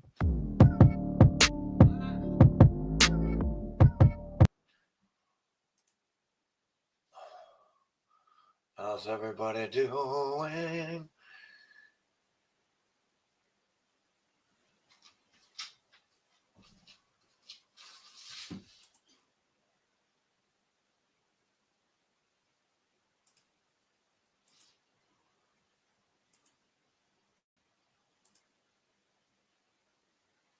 Hey, this is Josh, and here are the most insane facts about the Epstein files that nobody talks about. Number 50. The word cannibal appears 52 times in the Epstein files, with 6 mentions of cannibalism. One email from a redacted sender sparked online rumors. It references a restaurant called Cannibal and repeatedly mentions jerky, which some claim was a code word. Other files, however, contain far more explicit accusations about Epstein's activities. Number 49. One of the files implies that Epstein and his associates may have been involved in some kind of ritualistic sacrifice. The file in question revolves around an alleged interview between FBI officials and an anonymous man in 2019. The man claimed that he witnessed acts of sacrifice on board a yacht belonging to Epstein back in 2000. Although he provided no evidence, this remains... It's okay. They were in international waters. So you don't have to be a human anymore. You can be a reptilian. No, I'm kidding. I'm kidding. One of the most deeply disturbing stories linked to the infamous sex trafficker.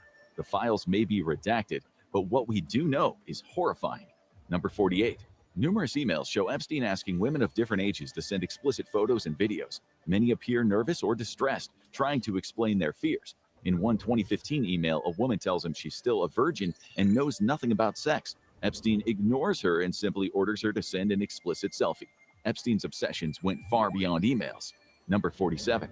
Epstein installed numerous hidden cameras around his various properties. The sex trafficker asked one of his private pilots, Larry Vysotsky, to buy a number of motion-detected hidden cameras. Vysotsky later confirmed that he had purchased the cameras from a spy shop in Florida, adding, "It's amazing how small they are. They're the size of a thumbnail drive." Vysotsky also wrote that he had already begun installing the cameras inside Kleenex boxes.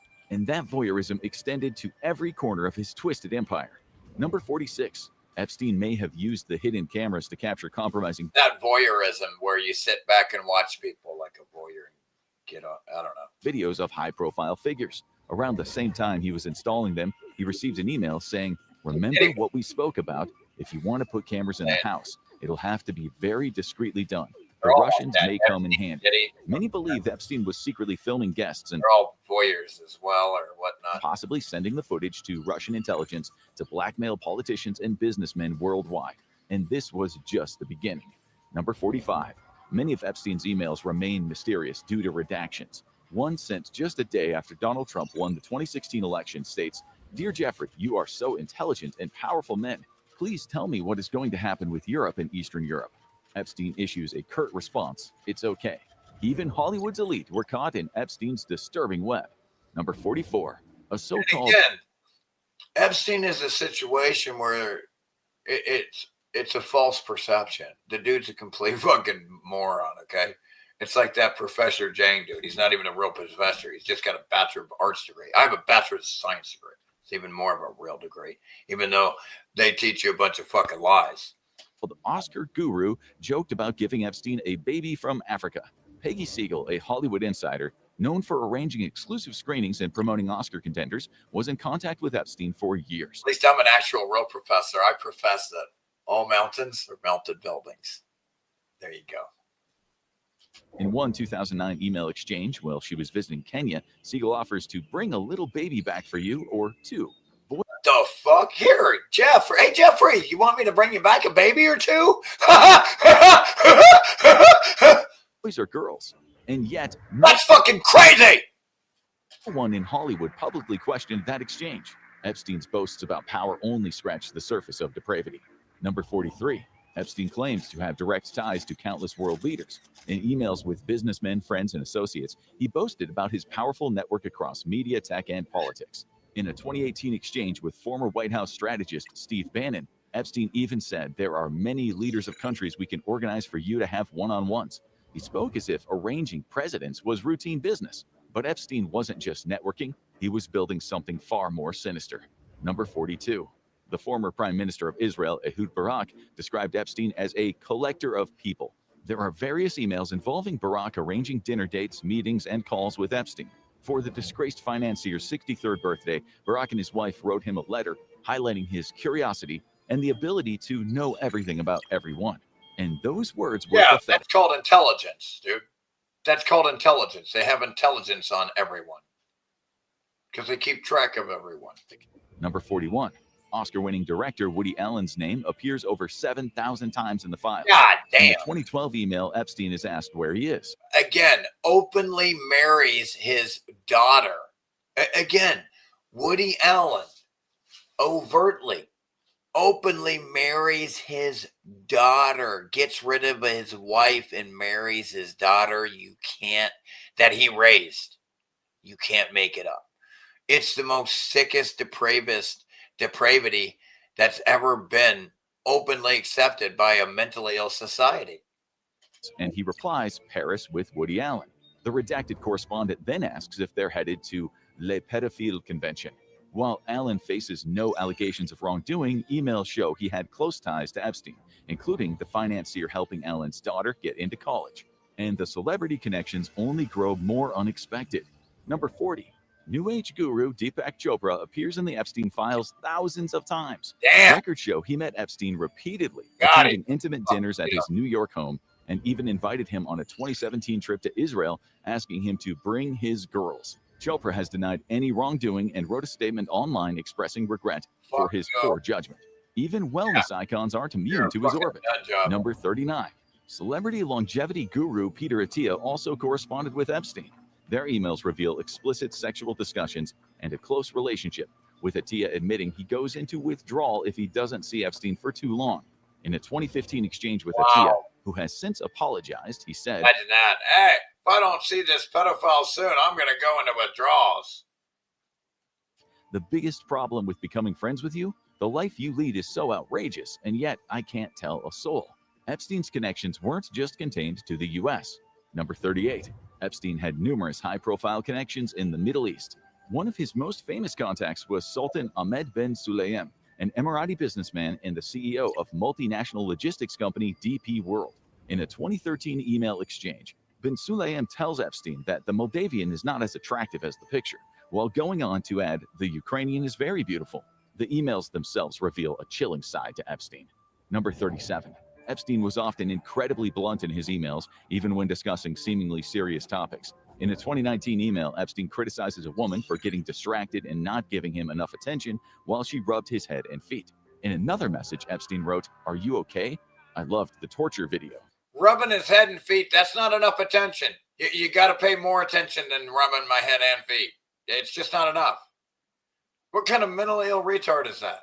On multiple occasions, Epstein referred to women as it instead of she or her, showing that he saw them, Yeah, he calls them all its too. What the fuck? especially females, as mere objects. I loved the torture video. On multiple occasions, Epstein referred to women as it instead of she or her, showing that he saw them, especially females, as mere objects. That tone shows how normalized his behavior had become. Control wasn't optional inside Epstein's inner circle. More on that later. Number 36. Epstein set strict and bizarre rules for the staff at his Florida mansion to follow, which were listed in his household manual. The air conditioning in the main bedroom was supposed to be set to 60 degrees Fahrenheit at all times. Listen to that. That's crazy. And that's, I mean, if that's in Florida or the island, because then he's got another place in New York where, I mean, it's going to be fucking. Anyway. There were also specific rules regarding the provision and placement of sex toys, but the mansion rules get even more sinister. Number 35. Epstein's mansion manual even specified that guns be kept in bedside drawers in the master bedroom. It also laid out strict, almost cult-like rules for how staff should act, speak, and behave around Epstein and his guests. But the most chilling part of the manual tells the staff to see nothing, hear nothing, say nothing, hinting at a dark culture of secrecy inside Epstein's mansion. That's really good. Those rules weren't about comfort, they enforced control. Somehow, Epstein's tendrils reached the upper echelons of power. Number 34. Epstein's influence reached deep into the U.S. government. Howard Lutnick, Secretary of Commerce, is among many officials who spoke with Epstein and visited his private island. 2012 emails show Lutnick and his family stopped there, with Lutnick later admitting he visited with his wife, 4 children, and their nannies. But then we have pictures where he's there and we don't see his wife and children. But a bunch of dudes. Despite previously claiming a little sausage party, he cut ties with Epstein in 2005. Despite all this, top officials kept meeting him, including the most powerful men in the world. Number 33, Larry Summers. Yeah, Bill Clinton's like, oh, I don't care his stuff. Everybody knows he's a pedophile. Here, I'll still meet with you. The former Treasury Secretary under President Bill Clinton also features in the files. Records show he attended several meetings and dinners with Epstein over the years. The two even exchanged jokes and criticisms of President Donald Trump, with Epstein telling Summers, "Your world does not understand how dumb he really is." Summers later admitted it was a misguided decision to stay in touch with Epstein. Damn, dude, see? Everybody knows Donald Trump is a dumb motherfucker. He's dumber than shit off the ground. For his conviction, and has since resigned from several roles. There was no professional arena off limits to the convicted sex trafficker. Number 32. Epstein also had ties to the sports world. The recently released files contain emails between the convicted sex trafficker and Steve Tisch, co-owner of the New York Giants football team. In emails, Tisch asks Epstein about a woman he met at Epstein's house, wondering if she was a, quote, pro or a civilian. In other messages, Epstein claims to have a present for Tisch, a supposedly exotic Tahitian woman he plans to introduce him to. And things get even more unbelievable. Number 31. Epstein tried to contact the Queen of England. Ahead of the 2011 Academy Awards, several of Epstein's associates reportedly tried to get Queen Elizabeth II to endorse future sex offender Harvey Weinstein's film, The King's Speech. Buckingham Palace resisted and the Queen didn't get involved. The movie went on to win multiple awards, including Best Picture. And that wasn't Epstein's only run-in with the British. What's the name of that fucking pedo movie? Royal family. Number 30. In 2009, the former Duchess of York called Epstein the brother I have always wished for, after Epstein's initial conviction for sexual abuse. In emails, Sarah Ferguson, the ex-wife of Andrew Mountbatten Windsor, asks Epstein for £20,000 to cover rent after her business collapsed. She calls him a legend and adds, "I am at your service, just marry me." Europe's political elite were tangled in this too. Number 29. Another of Epstein's European associates was Miroslav Lajčák, former Slovakian foreign minister. In an October 2018 exchange, Epstein sent him a redacted image. Lajčák replied, "Why don't you invite me for these games? I would take the MI girl." Epstein responded, "Who wouldn't? You can have them both. I am not possessive," and their sisters. Lajčák has since resigned as national security advisor, though he hasn't been officially accused of any wrongdoing. His interests, however, became even more bizarre.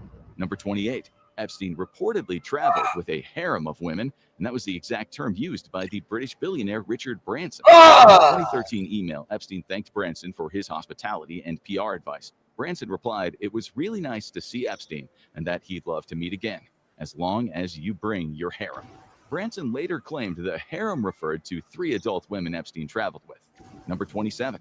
Epstein was interested in the concept of time travel. In 2011, Epstein discussed exploring the biological consequences of time travel with Harvard professor Martin Nowak.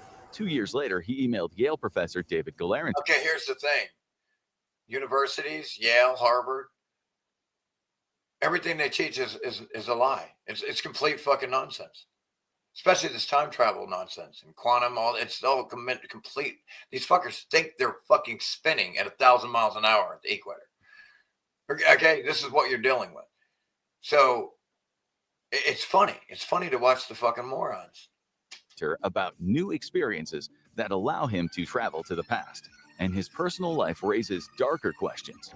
Number 26. Epstein was seemingly searching for a fake wife at one point. In May 2016, Epstein received an email from a redacted sender asking if he still needed a fake wife. The sender claims to have found the perfect candidate. Yo, do you still need a fake wife? You know, kind of like how Trump has a fake wife. You know, we all are into fake wives. Trump's into it. Well, I might as well get a fake wife like Trump, right? Birds of a feather flock together. Hey, he's got a fake wife. I need one too. Because fucking A, because I know, you know. A 50-year-old Russian Jewish woman fluent in English who had lived and worked in New York City. Even tech billionaires weren't far from his reach. Number 25. Elon Musk exchanged emails with Epstein and his associates on a number of occasions between 2012 and 2013.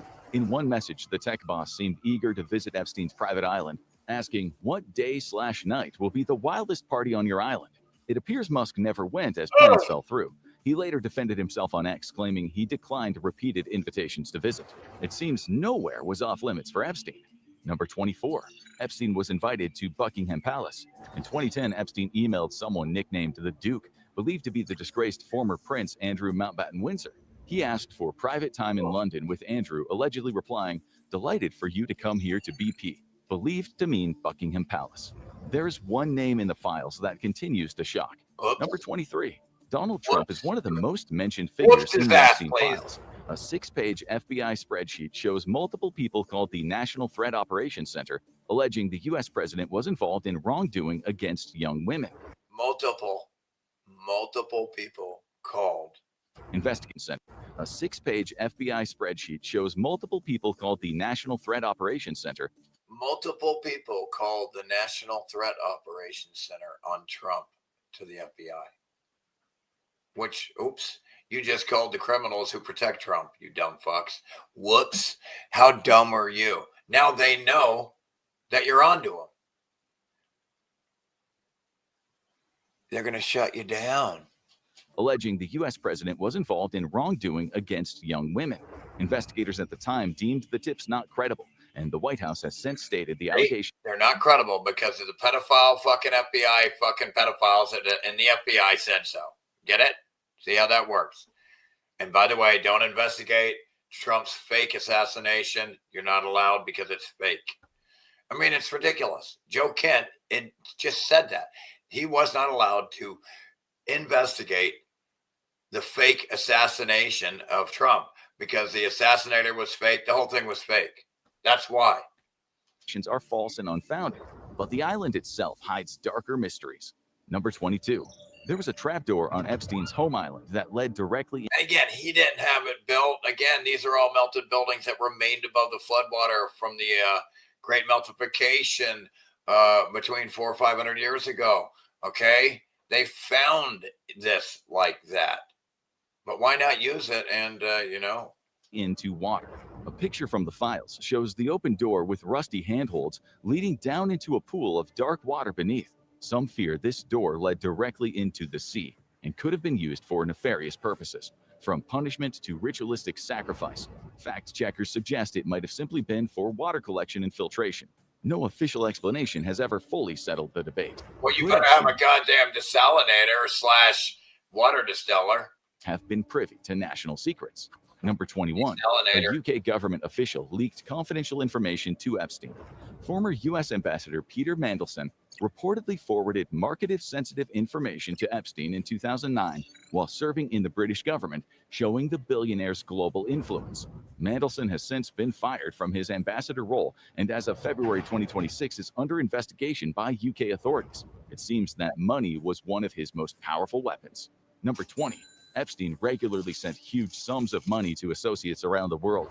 There are countless examples throughout the files of the financier paying for first-class flights, college tuition fees, and helping out with other bills and expenses for everyone, including the former Duchess of York to Dr. Oz. Given that he was worth around $600 million at the time of his death, Epstein clearly had no problem splashing the cash to earn favors and expand his influence. Throughout the files, one word keeps appearing disturbingly often, and it's not what you would expect. Number 19. The word whoops shows up more than 400 times in the Epstein files. Epstein used this word in bizarre and disturbing ways. In one email exchange, he replies whoops after the sender writes that they're giving him permission to kill someone who has lied to them. Epstein also writes whoops when he learns of the alleged assault of a young woman and when he hears the news that Robert F. Kennedy Jr.'s second wife was found dead. Even future royalty exchanged friendly messages. Number 18. Epstein had close ties to the Queen of Norway. There are numerous email exchanges between the sex trafficker and Norwegian Crown Princess Mette-Marit, dated between 2011 and 2014. In those messages, the princess calls Epstein soft-hearted, a sweetheart, and very charming. She also exchanged messages with Epstein about what he labeled as a wife hunt in Paris, telling him that Scandinavian women are better wife material. Epstein had power and money, but where did his wealth go after he died? Number 17. Epstein left tens of millions of dollars to dozens of associates. One of the documents in the Epstein files was the 1953 trust, in which the pedophile lists the various people he wanted to pass his wealth on to. While many of the names in the document have been redacted, several have been revealed to the public. They include Epstein's longtime lawyer, Darren Indyke, and his accountant, Richard Kahn. Other beneficiaries include Epstein's pilots, his brother, children of political figures, and several individuals about whom very little is known. And it gets even more shocking. Number 16. The biggest of Epstein's beneficiaries listed in the 1953 trust is Karina Shuliak. Epstein left nearly all his real estate, a diamond ring, and a collection of loose diamonds, $50 million in cash, and another $50 million in an annuity to be paid over the coming years. It looked like that was his girlfriend, probably. The scale of that inheritance stunned even the investigators. Shuliak, believed to be Epstein's girlfriend, was reportedly the last person to call him shortly before his 2019 prison death. And the worst is still yet to come. Number 15. Epstein tried to meet with the Russian President Vladimir Putin, whose name appears over 1,000 times in the files. Between 2013 and 2018, he repeatedly asked friends to arrange a face-to-face meeting and even sought a Russian visa, though it's unclear if the two ever actually met. Secretive codes could reveal the dark side of Epstein's world. Number 14. There are hundreds of references to pizza in the files. In fact, the word pizza originally appeared more than 900 times in the files, though dozens of references have since been removed. Several people also mentioned pizza and grape soda in the same message or sentence. In 2018, an Epstein associate asks, "This is better than a Chinese cookie. Let's go for a pizza and grape soda again." Those references appear repeatedly, often in unusual contexts. Many commenters believe that those might be code words used by Epstein and his inner circle to refer to their nefarious activities. His plans for children grow even darker. Number 13. Ghislaine Maxwell may have attempted to have a baby with Epstein.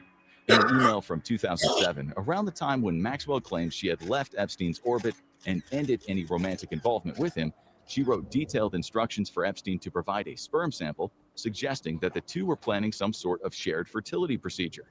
This ties in with the statements from Epstein's victim, Virginia Giuffre, who claimed in her memoir that Epstein and Maxwell intended to use her as a surrogate for their child.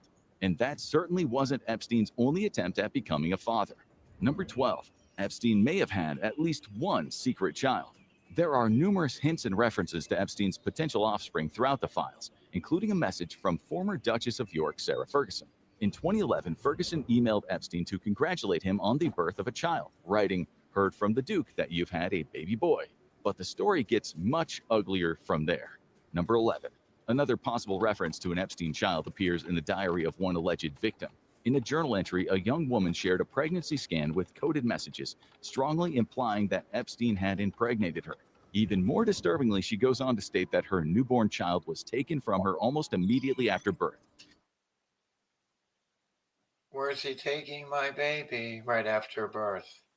If this is correct, it suggests something far more organized and disturbing.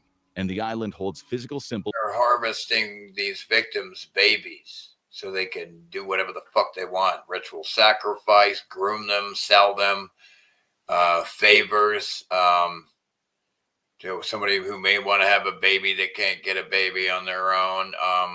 I mean, it's endless what Epstein was doing. Of secrecy. Number 10. Epstein had a bizarre temple-like building constructed at the highest point of He his didn't have it constructed. It's from the old world. It remained there. He didn't have anything in that island there constructed. He found it all like that. And at the most, if there was something that melted and whatnot, they refurbished and rehabilitated that island, which is melted buildings that remained above the floodwater. That's all it is. The old world had many buildings that were white and blue striped. Many. Thousands. Huge ones. I can show you them.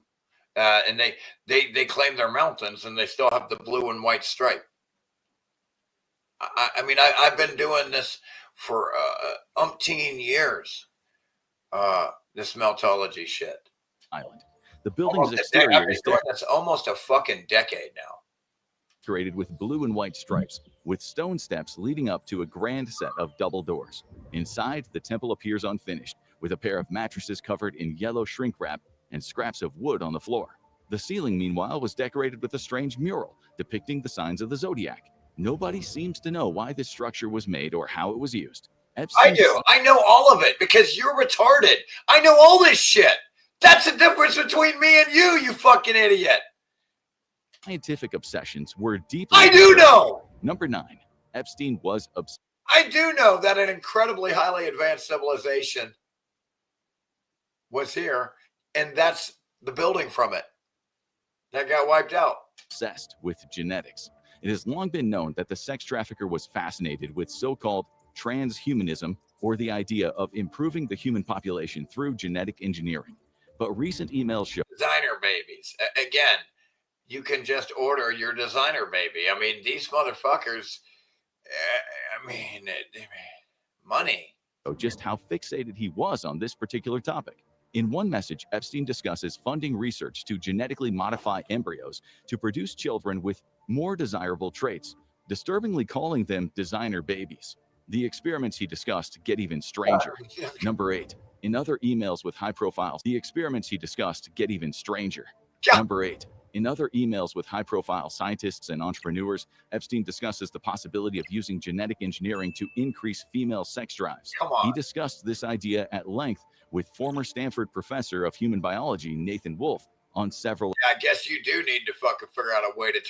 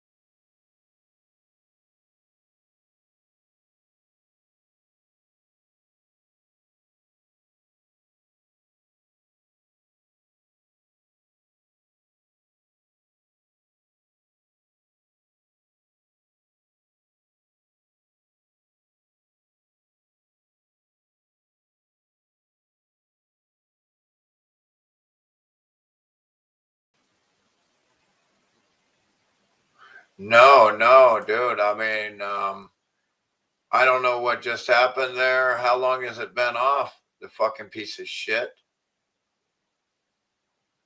Dude, now my internet is just dropping me. That's twice today. My fucking internet just dropped me twice on a live stream. Twice. It's fucking retards. It's goddamn frustrating as fuck. How you doing, Robin and Murph Laws? Can you guys hear me and see me? What the fuck, man? What a crock of shit.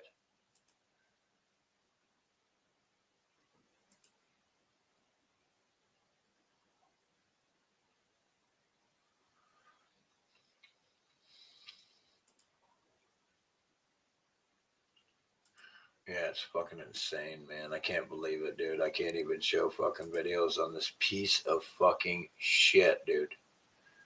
What number were we getting down to? Because go check that out, man. Go check that video out, folks. Because it's really interesting what did show up and come out in the what it is. Even though they didn't release much, what they did release is quite telling. I mean, even so, right? It's crazy. You get a tone. You get a little context. You get a little more context.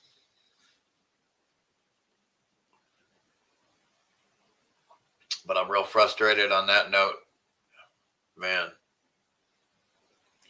If I could get some support, that would be great. You know, if I could get enough money to get my truck looked at, I had the fucking money for the fucking, twice I've had a mobile mechanic shit the bed. They were supposed to show up and they didn't show up.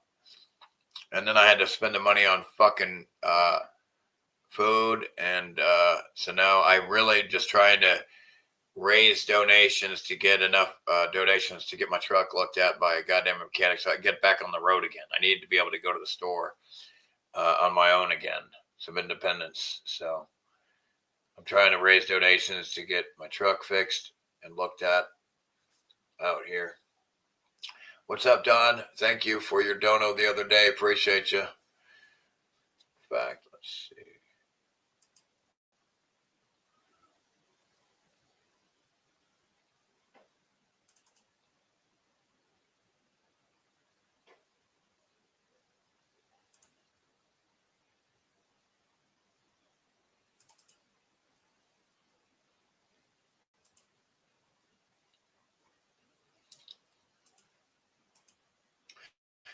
Oh, yeah, let me show you this shit.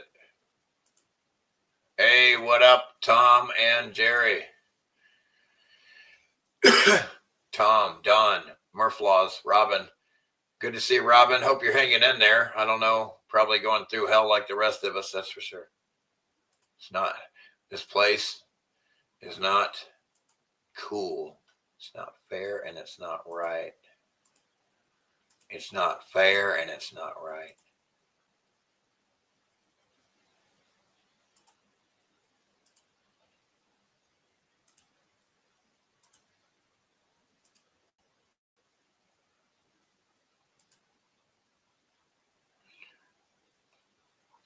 Okay, let's look at this timing right here before the price of oil explodes. 7:04 a.m. Eastern Time. Trump says U.S. and Iran had productive talks. Boom, boom, boom. 7:10 a.m. S&P 500 surges up 240 points, adding $2 trillion to it. Boom. 7:37 a.m. Iran denies President Trump's statement. 8 a.m. Again, he's got his entire terrorist regime and family trading stocks. That's why Scam Bondi says it's at 50,000. What are you talking about? We're making all kinds of money and scamming the stock market, but with the news that we say every day, we're trading our news that we're going to put out every day. Yes, we have traders trade our news for us that we're going to put out every day. Of course, this is they've been doing this a long time, man. But Trump and his regime, terrorist regime, and family have taken it to a whole nother level, man. Exponentially, too. You can't make this shit up. Uh-oh, what is this? The Iran embassy put this out. The Strait of Hormuz will be controlled by me and the Ayatollah, says Trump. And then Iran mocks Trump over oil strait control. And here's the wheel for Trump controlling the strait when it's really Iran. Trump, here you go, Trump. You're controlling the strait now. There you go. There you go, buddy. I think that's a fucking genius. Oh, shit. Here we go again. This delusional fucking shit stain. This guy is so crazy. This motherfucker's nuttier than squirrel turds.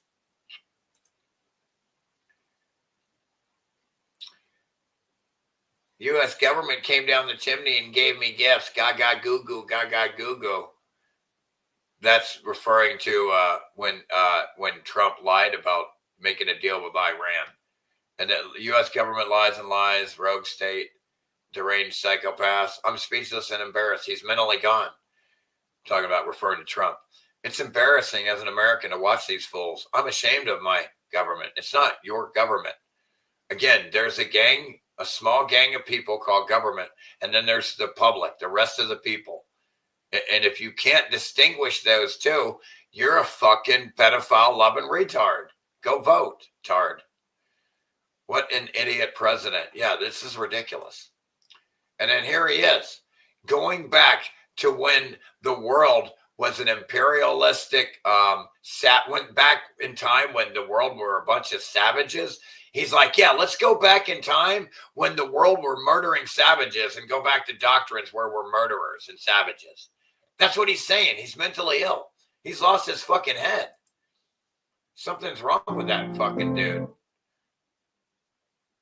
Oh, dude, thank you for the $10. I need it, bro. I need every fucking penny, bro. Man, I need to get a mechanic out here to fix this goddamn truck.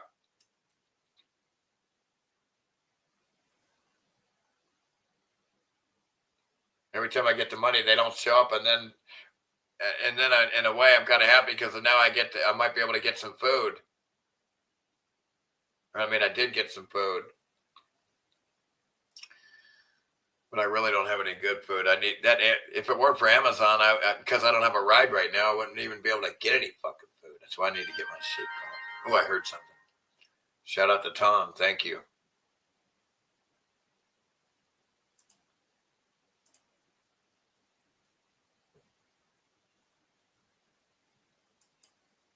Oh, watch this. This is fucking nuts.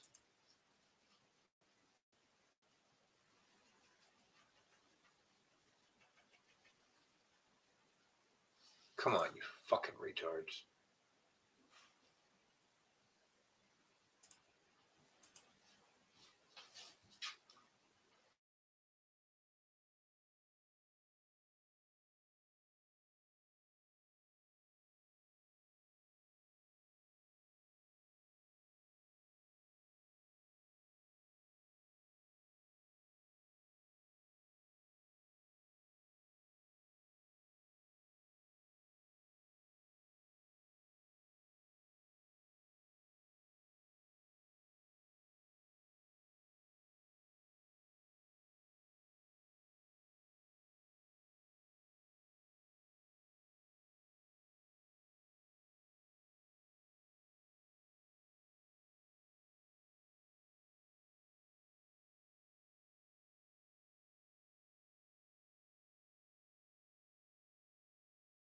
Piece of shit.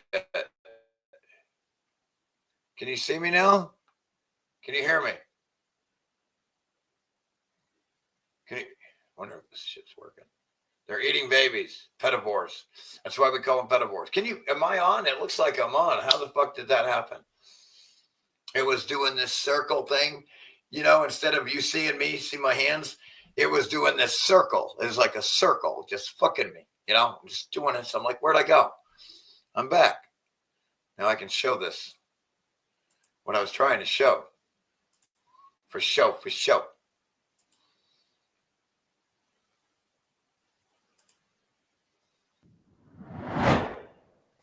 This is Trump economic advisor Kevin Hassett. and he was on CNBC, and he accidentally let the truth. This is the only time you commit a gaffe in Washington is when you tell the truth. That's called a gaffe. Lying is how the whole system works. But when you accidentally tell the truth, that's a gaffe. So he lets the mask is off, and he's going to let you know that the Trump administration do not give a F about you. They don't give a fuck. He meant to say fuck because he's a pussy. Or how badly this He's war sold out. He has to get paid. I don't have to get paid. or hurt you in the I'm already a loser. Money ain't going to help me. pocketbook. Watch this. U.S. economy is fundamentally sound, and that if it were It'll help me. I mean, help me eat. You know what I mean? Like make it a lot. I don't need a lot of money like these fucking people. to be extended, it wouldn't really disrupt the U.S. economy very much at all. It would hurt consumers, and we'd have to think about, if that continued, what we would have to do about that. But that's like really the last of our concerns right now, because we're very confident that this thing is going ahead of schedule. It'll hurt consumers, but that's the last thing I give a fuck about. We give a fuck. Who the fuck are you? I will bitch slap you in the next week, clown. You fucking pedophile fuck. I'll knock your fucking teeth out and put them in my mouth. So I don't know if you heard what he said. This is going to hurt consumers, but that's the last thing we're worried about. Because they don't give a fuck about you fucking retards, man. You're just a piece of meat that gives them their paycheck, man. You're cattle, dude. You're tax cattle retards. Constituents are nothing more than a tax cattle to be herded like sheeple and cattle. Did you hear?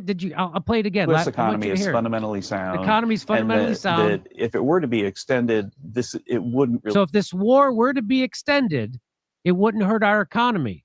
Disrupt the U.S. economy very much at all. It would hurt consumers, and we'd have to think about, if that continued, what we would have to do about that. But that's like really the last of our concerns right now. That's really the last of our concerns. That's just really the last of our concerns. I could give a fuck. I mean, literally, I really don't give a fuck about any of you fucking peons. Yeah, it's not really going to damage our economy. This is the attitude of all of these rich pedophile politicians. There is not a fucking person in government that isn't rich with a shit ton of money. It's a whole Epstein class of people that are rich, and none of them can even come close to connecting or relating to the population, the normal public. They're so disconnected from the rest of the public and the American public. They're a whole nother class, an Epstein class. The politicians, the political class is an Epstein class. The political class of people, and compared to the American people, they calling you a civilian, like you're an employee of their corporation. I mean, it's going to hurt consumers, but that's really the last thing. We don't give a damn. So isn't it interesting that they say it wouldn't hurt the economy, but it would hurt consumers? Who exactly is the economy for? He asked naively. They're only talking about the Wall Street elite, and the rest of us are on the soup line. It's crazy. They don't care. I told you every country has two distinct classes. Basically, your Epstein class 1%. You're basically your 1%, and then the other 99% of the people that are not in the government. Power to the people. Proud Socialist says this accidental confession by Trump's. But really, there's a lot more people in the government in the United States than 1%. I really wish I knew that number, but even so, I mean, it's quite a bit. More than one. It's more than 1%. It's not like when it comes to money. So you got a lot more people that are way more above the regular people. A lot, way more than 1%. Economic advisor speaks to the bigger issue. Class we're talking about is way bigger than 1%. It's 10, 50%, because it goes down to these politicians. They're millionaires and all, but they're nothing like the billionaires. but they're still so far ahead of anyone else because they're millionaires. They're so far ahead of everyone else who doesn't even have $5 in the bank. Any emergency and they're homeless, right? Which is that the United States economy, $1 billion a day and $200 billion for a war to murder innocent people on the other side of the world. But no way can they let any money help you. That goddamn money has to go to murder, to murdering babies. Exists to serve the rich when it should exist to serve the working class people who make it run. You would think. Remember George Carlin said it's a big club and you ain't in it? Well, I like what Proud Socialist says. He says, timeless quote by George Carlin, that will always be relevant until the masses wake up and realize we have more in common with each other than the capitalist political parties that seek to divide us. All of us in the American public, the regular population, civilian population, we all have more in common with each other than all of the than we have with the politicians. We cannot relate with any of the politicians in the same manner and way that we relate with each other. They're another class pretending to be like you, in disguise, deceptive, pretending to care about you, represent you. Because it is easier to control and conquer us that way. That's 100% act. Ian Malcolm 84 says, not only do they not care about Americans, they are actively making things worse for us as they export our wealth to Israel so we can be enslaved by global Jewry. Your nation is being sabotaged, and it's time for the entire world to awaken to the obvious catalysts. I mean, come on. It's like, what do we got to do? Do we got to draw cartoons? Because it looks like we're going to have to draw cartoons for you. I like what Jackie Maniel says. Now, let's be precise about what was just said. The director of the National Economic Council, the president's chief economic advisor, acknowledged on live television that an extended war would hurt American consumers, then described that harm as the last of our concerns right now. This is not a misquote. This is not out of context. The full transcript makes it worse, not better. Gas prices are going up more than 20% since the war began. 5 states are approaching $4 a gallon gas. The IEA has called this the largest oil supply disruption in the history of the global market. The American Farm Bureau has warned of supply chain shocks. Which means there's going to be food shortages because they can't get fertilizer. The airlines are raising ticket prices. Goldman Sachs is forecasting a 20% higher oil prices for the fall of 2026. It's going to be higher than that. These are the conditions under which a senior White House official decided the right message was that consumers are their last priority. The political damage is significant, but almost secondary to the substantive admission. What hasn't revealed is the internal priority hierarchy of an administration that started a war it knew would hurt working Americans, decided the strategic objective outweighed that cost, and is now openly saying so in front of a camera. The quiet part being loud here is not just that consumers don't matter, it's that this calculus was made before February 28th, not after. They knew before they started this war, and they didn't care. Trump campaigned on bringing down costs for ordinary Americans. His own economic director just confirmed that when it came to the crunch, those Americans are last in line. And as I pointed out years ago, we are occupied already. It wasn't a war. They just snuck in and took over. And because of that, nobody takes it seriously. But now, because there is a war, everybody is instead now connecting all the dots and seeing how controlled we are. So gear up for false flags to distract us, like drones that conveniently disappeared, to validate the lame story that Iranian terror cells. The Iranian terrorist attack by the United States lacks a good lie, a good false flag like the rest of them, folks. And that's why people are waking up. Are all ready to strike pointless strategic sites, which should anger the populace. We aren't supposed to know all this before they actually do it, but we do know this now. So when they do the false flags, we're ready. They already lost this war a long time ago. I'm talking about the war of rhetoric. So here, Alphetica tweets out, it wouldn't disrupt the U.S. economy, but it would hurt consumers. Consumer spending is 68% of the GDP. Are the economy, you fucking shit stains. The consumer is the economy. This isn't even a political point. It's an accounting identity. Coffee's up 127%. Gas is up to $3.70. Steak what the fuck is that? I wish I had me some steak, lobster, and crab legs right now. At a record highs. 45% of investors now expect higher inflation. And the administration's economic advisor just said consumers. Where's my surf and turf for the day? Is the last of our concerns. The Fed meets tomorrow, which means today they're watching the same inflation expectations data as everyone else, telling consumers their pain doesn't matter, while simultaneously demanding rate cuts to juice asset prices is a messaging strategy that has a shelf life. And that shelf life is measured in gas station receipts. There's another one. I'm more worried about our own government attacking us on our own soil to blame it on Iran than I am that Iran will attack us. Yeah. I'm afraid of getting killed by the government here pretending to be Iran.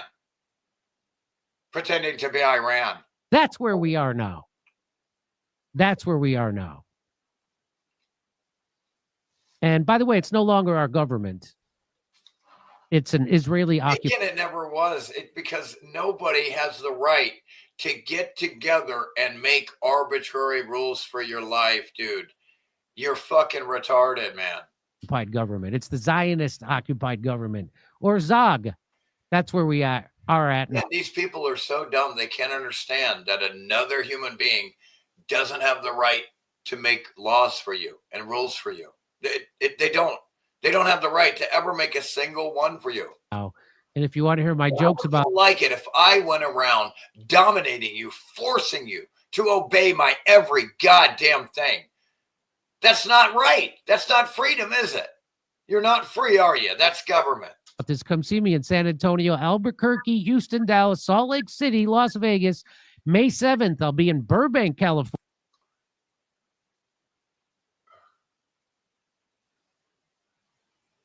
I don't know. You might be cool to have a beer with. How's everybody doing?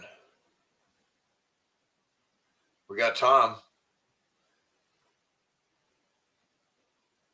At least.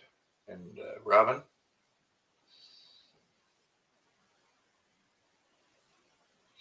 And don't worry about the freckles and the discoloration. All that's going to, that's nothing. All I have to do is go out in the sun.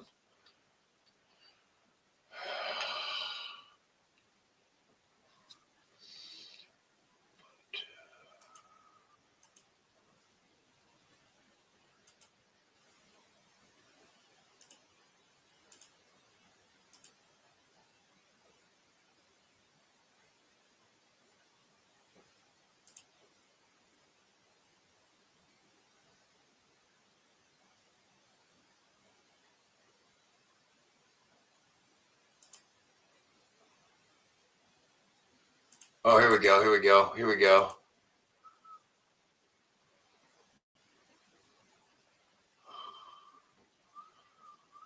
Folks, where's the folks? Where's the donos? Where's the support? Where are you at? Where are you? Oh, I'm never gonna be able to fucking get my truck running, or my sport utility vehicle, the Suburban. The Suburban.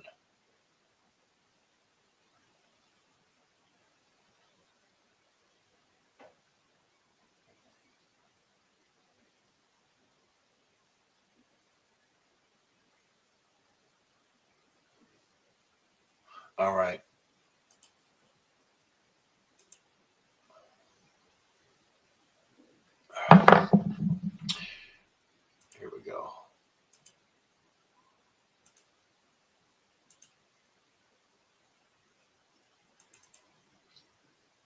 You know what I saw the other day? I was driving by a Walmart and there is a mattress on the side of the entrance and a man with, some of his belongings there, sleeping there on the side of Walmart. If that's not evident of what is kind of happening here in America, I don't really know what is. I mean, we're seeing these types of things happen in areas that you would never see that before. Things are just changing so much and it's getting harder and harder to survive out here.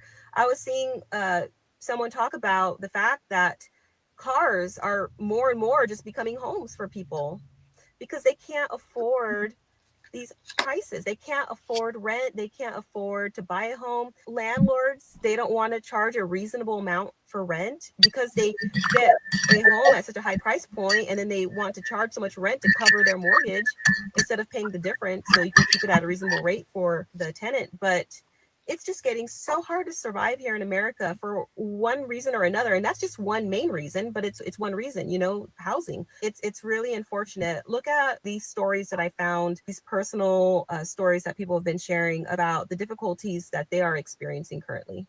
Existing housing, people that own their homes, we're going to keep them wealthy. We're going to keep those prices up. We're not going to destroy the value of their homes.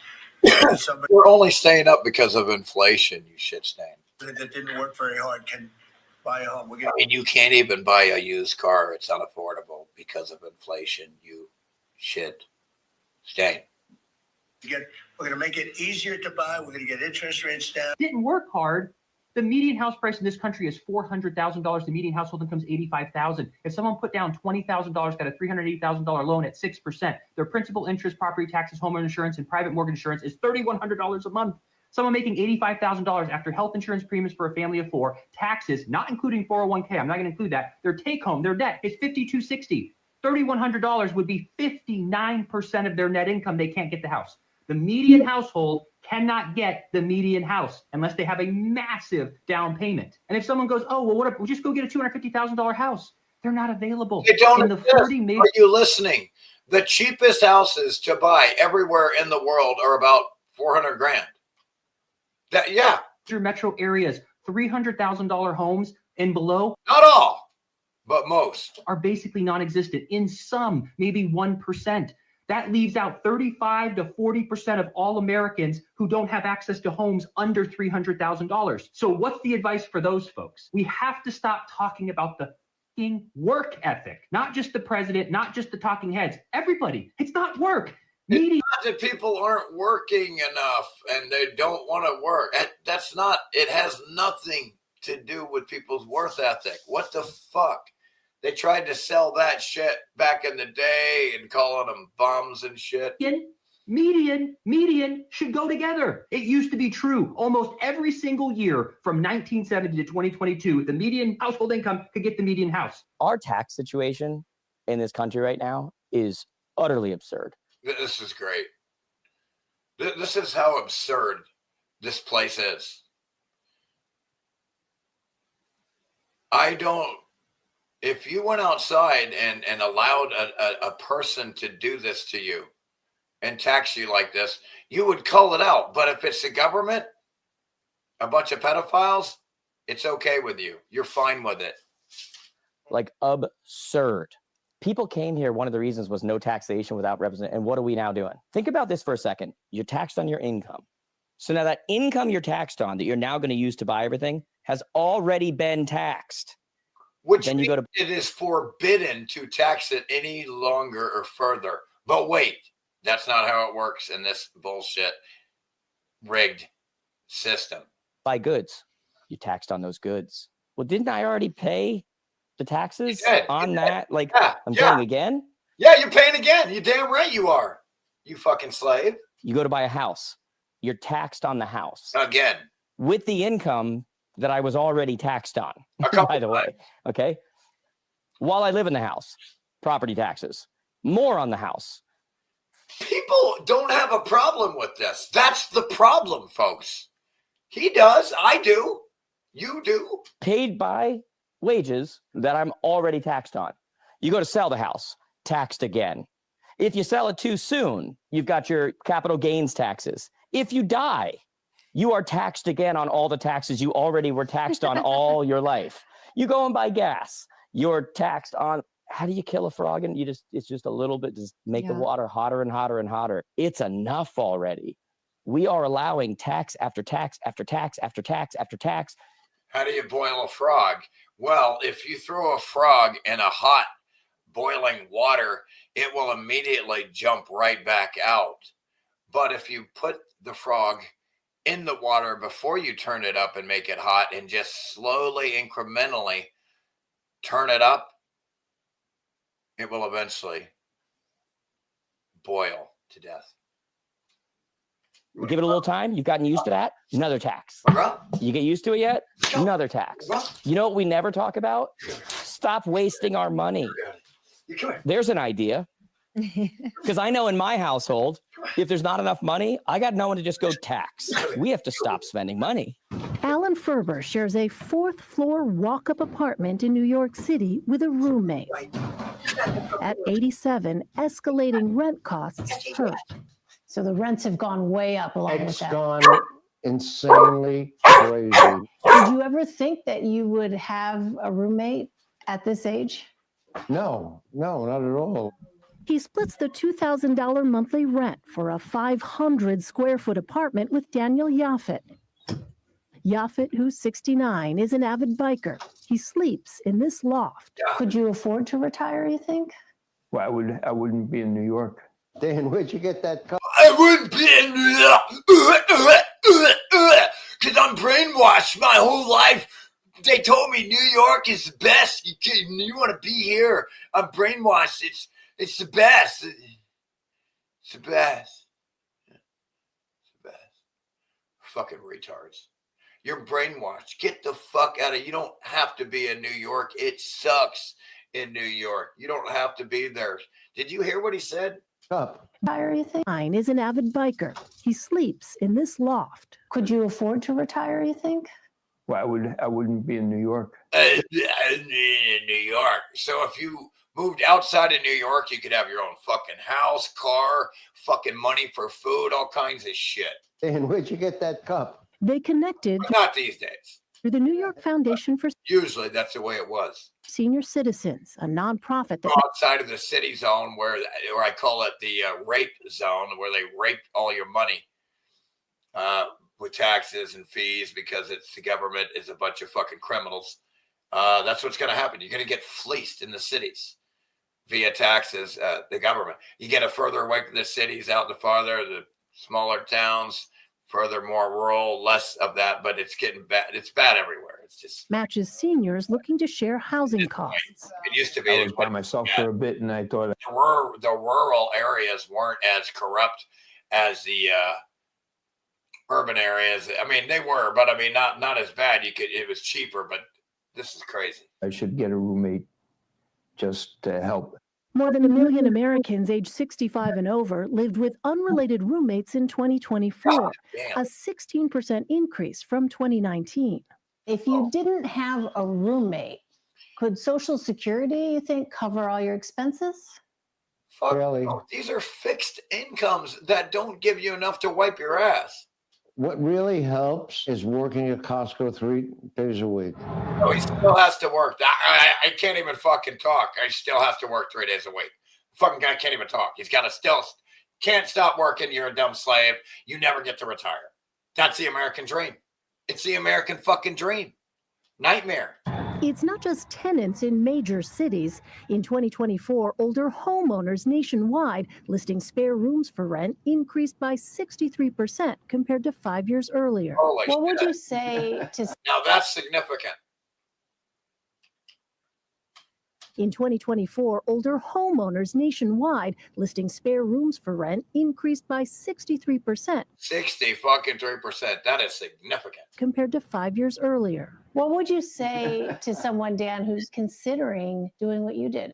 I mean, for sure. Yeah, I've heard a very good outcome. I'm better off, certainly, with having a roommate. I live in Florida, and the minimum amount of money that I need to make a month is $4,500. That is my baseline, what I need to survive. I made a video about this, as some people told me that I need to budget better and spend more frugally. Well, luckily for them, I have kept a budget down to the penny for the last 6 years. So let's look at that right now together. My mortgage payment is $1,400. In principle, that's not including the taxes and insurance. My homeowner's insurance is about $4,200 a year, or exactly $347.50 a month.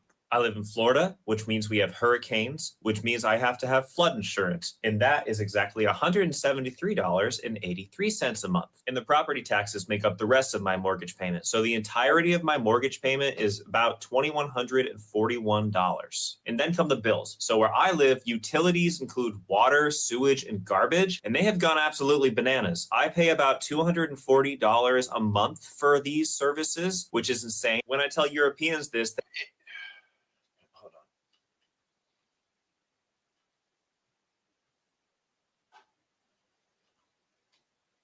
50 cents a month. I live in Florida, which means we have hurricanes, which means I have to have flood insurance. And that is exactly $173.83 a month. And the property taxes make up the rest of my mortgage payment. So the entirety of my mortgage payment is about $2,141. So check it out. Because he had to borrow the money to get the house, called a mortgage, right? Which means death note, death contract. Because he had to borrow the money, the insurance, the loaner and the insurance, they work hand in hand. So now, because you borrowed the money, that loaner of the money can bring stipulations now. All right. You got to have flood insurance because you live in Florida. All right. You got to have this other insurance in case something goes bad with the fucking loan. If you want me to loan you this fucking money, all this shit that the loaner can make you do now. And then the insurance company themselves. Well, our prices went up now, and there's nobody else that offers any lower prices up. Like I said, the loaners and insurance, the banks and insurance, they're all one conglomerate, if you understand what I'm saying. Okay, they work hand in hand. So they can control and destroy everything together with these stipulations. And unlike somebody else who has bought a house, it's completely paid off. The only thing they can get fucked on is the property tax by their pedophile politicians. And then come the bills. So where I live, utilities include water, sewage, and garbage, and they have gone absolutely bananas. I pay about $240 a month for these services, which is insane. When I tell Europe, again, when you gotta ask yourself, all the taxes you pay. At least in the beginning, when you paid taxes, you could say, well, government is paying, it pays for the trash. It collects my trash for free. Well, it does this for free. At least when I was growing up, the government covered some shit. Now, what does the government do for all the taxes? At least when I was growing up, the taxes included, it paid for trash. My taxes paid for the trash guy to pick it up. I didn't have to pay a private company like this guy. Do you see what happened there?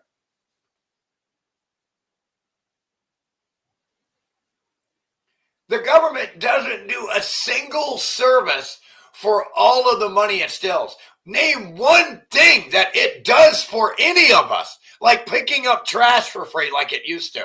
Name one thing. The mail, you still got to pay a stamp. The mail, you still got to do everything. Everywhere you want to get a license, you still got to pay everything. You got to pay for everything. They don't give you one penny back of all the money they steal to claim it's to help you save money. They ask, well, what do your property taxes pay for?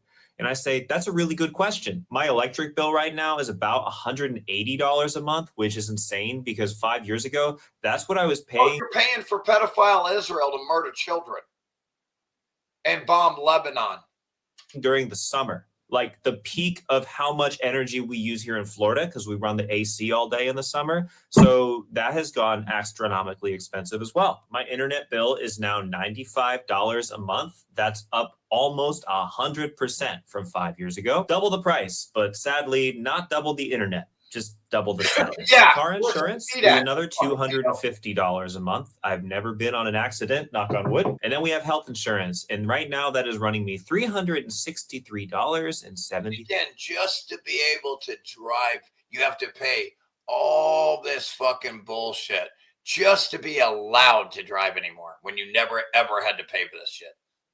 3 cents a month. That was the most affordable plan that I had access to here in the state of Florida. They're locking everybody out of life. They're locking everybody out of life with their rules and parasitic government bullshit. We're on to the more variable bills, the things that go more up and down every month or are more discretionary. So for business expenses, I'm a musician and I play guitar and I sing in bars and restaurants. And my business expenses are fairly low, except when it comes to parking. See, not all my gigs have designated rock star parking, so I have to pay for parking at most of my gigs. This adds up to a cool $124 a month. One gig alone at the beach costs me $60 to park for the afternoon. So whenever I play that gig, that number can actually go up higher if I play that gig 2 or 3 times in 1 month. For my car, I fill it up with gas. Last month, I only filled up twice, which was $84.80. I have a gym membership, and this is for rock climbing because I think it's fun. And that's $80 a month, which is actually a pretty good deal, in my opinion. Groceries, as everyone knows, goes up and down every month. But on average, you're allowed to have fun, dude. You're allowed to rock climb and have a gym and have fun. That's what you're supposed to be doing anyway. Everything else is the bullshit that shouldn't be allowed. Last year, over a 12-month period, my average monthly amount for groceries was $224.74. And I hesitate to say this next I would do anything to get 200 in groceries for 2 months. For 2 months. Because I just know the nameless, faceless boomer accounts are going to yell at me. But I do pay for someone to cut my grass. I pay $100 a month for somebody to cut my grass. I think that's fucking stupid as shit, dude. I'll do it for 100 all day long to save $100. I'll do it. It's a great deal. Save myself $100. Especially in Florida, especially in August. But if you're already typing an angry comment, I challenge you to think that this is one of the smallest. I grew up there, so it's nothing to me. I used to fucking make $25 to cut the front lawn when I was in 7th grade. I did the whole neighborhood, man. I was richer than I am now. I'm not kidding. When I was in 7th grade, I'm richer than I am now. I was banking. It would take me like fucking 20 minutes to wipe out a front lawn, and I'm making $25. And I did, and I wasn't even dominating the neighborhood. You know, I could have really went out and tried to hustle it up, but I was just like, let me just make enough to have some fun. And I still made a shit ton just mowing lawns as a kid. No insurance needed. No nothing. No bullshit needed. I didn't have to pay anybody anything for permission to go around and do that. You can't do that now. Expenses on this list, $1,200 a year out of the entire budget I've presented. So please bite your tongue. So all in all, this all adds up to $3,888.95. Now you might be thinking, Zach, that's not $4,500. I haven't mentioned federal taxes. See, I'm self-employed. Hello, there's all kinds of shit you don't know about that people have to pay for. So I actually pay taxes 4 times a year, estimated taxes. There is nothing withheld from the money I make. I have to pay it throughout the year. I can't just make $3,800 a month and break even. No, I have to make more at the end of the month so I can also pay taxes. And as a self-employed person, this number goes up and down dramatically. My goal is to make enough at the end of the month so I have enough to pay for taxes at the end of the year, which lands me around $4,500 a month. Notice I didn't say shopping. I didn't say home improvement. You don't get no new clothes. You don't get no new shoes, which I desperately need shoes. I need clothes. Luckily, my neighbor brought me some fucking some used clothes, so I could have a little bit of clothes. And yeah, I mean, you're not going to be able to get anything you need. I didn't say eating out at restaurants, buying new clothes. This lands me. If your Suburban breaks down like mine, boom, no money to fix it. In a total of $54,000 a year in expenses. I'm sitting here with fucking for months with a Suburban that doesn't run. Out of luck. Shit out of luck, man. Shit out of luck. And only a few people give a fuck. And it's just not enough. It's just not enough. So I'm not lying. This really is the bare minimum. I really need thousands, millions of people giving a fuck. Is what I need. To exist in Florida in the United States in 2026. Let me know what your number is when you do your budget. How much do you need a month to survive? And how much has it gone up since 2020? So I live in Washington State, and yesterday I just opened up my new waste management bill, which is my bill for my garbage company. Which your taxes used to cover. That's why you paid, so you didn't have to pay to take your fucking trash out. And my previous bill has pay for the fucking mail, which you still have to pay for. You shouldn't have to pay for stamps. You pay taxes. Why are you paying stamps too? Your taxes are to pay, so you don't have to pay to run the post office. That's what your taxes go to. Why are you having to pay for stamps when you already paid taxes? This is another ass raping, people. It's nonstop with these pedophiles in the goddamn government. You need to hang them all right now. If it was my choice, I'd take everybody in government and torture them slowly to death. been $77. Fucking nerve of fucking thinking you can roll over me. I'll fucking torture every one of you to death slower than shit. And 34. Slower the better. How dare you think you can tell me what to do? And it's usually about that price range every single time. We pay our bill every other month. That's just how the cycle works. Yeah. I pay for gas companies do that to fuck you, dude. They're all mentally ill, dude. They really are. They really try to strategically break everybody and make them broke. Every corporation is literally trying to make you broke, like the government is. For 2 garbage cans. Like the government class, the political class of pedophiles, they want you broke. They want you easy to control. That's it. And apparently 2 different kinds of tax. And I just... Why do they want to control you? That's the question. Why? What makes a person want to control you? I mean, what makes you want to control other people? What is it about you freaks out there, you predators, you parasites? What is it about you psychopaths that make you want to control people? Why do you want to control people? This is the root cause of all the problems in the world. We need to get down to the bottom of it and get to the heart of the problem here and find out, why do you retards want to control everybody and everything? What's wrong with you? Why do you have to do that? What is your major malfunction? Got my new bill in the mail, and it's $131.84. It's like you're a bunch. It's like you're all possessed by reptilian demons or something. Like, normal people should not go around trying to control other people. That is not a normal accepted behavior with me. That is not an acceptable behavior. You cannot want to go around controlling people. I will kill you for that. Apparently now what they charge for the same exact service. I'll kill you for that. 4 times a month, so once a week, basically, for the same 2 garbage cans. My bill went from $77 to $131, which is just crazy. It just seems like complete robbery. They can just charge you whatever they want and not even tell you that they're going to do it. So my question is it like this across the entire United States? And if so, like, what are we doing to pay for all of this? The bills just keep coming and they keep getting more expensive. Like, are we selling feet pics now? Like, just curious, like, what are we doing? Are we selling feet pics now? I mean, what do you got to do to survive these days? Sell pictures of your fucking feet? No, those freaks are broke too. I don't know. Up in my car it's only night 1 and I'm struggling. Oh, yeah, dude. It's raining. God damn, night 1? Yeesh. Man. And cold.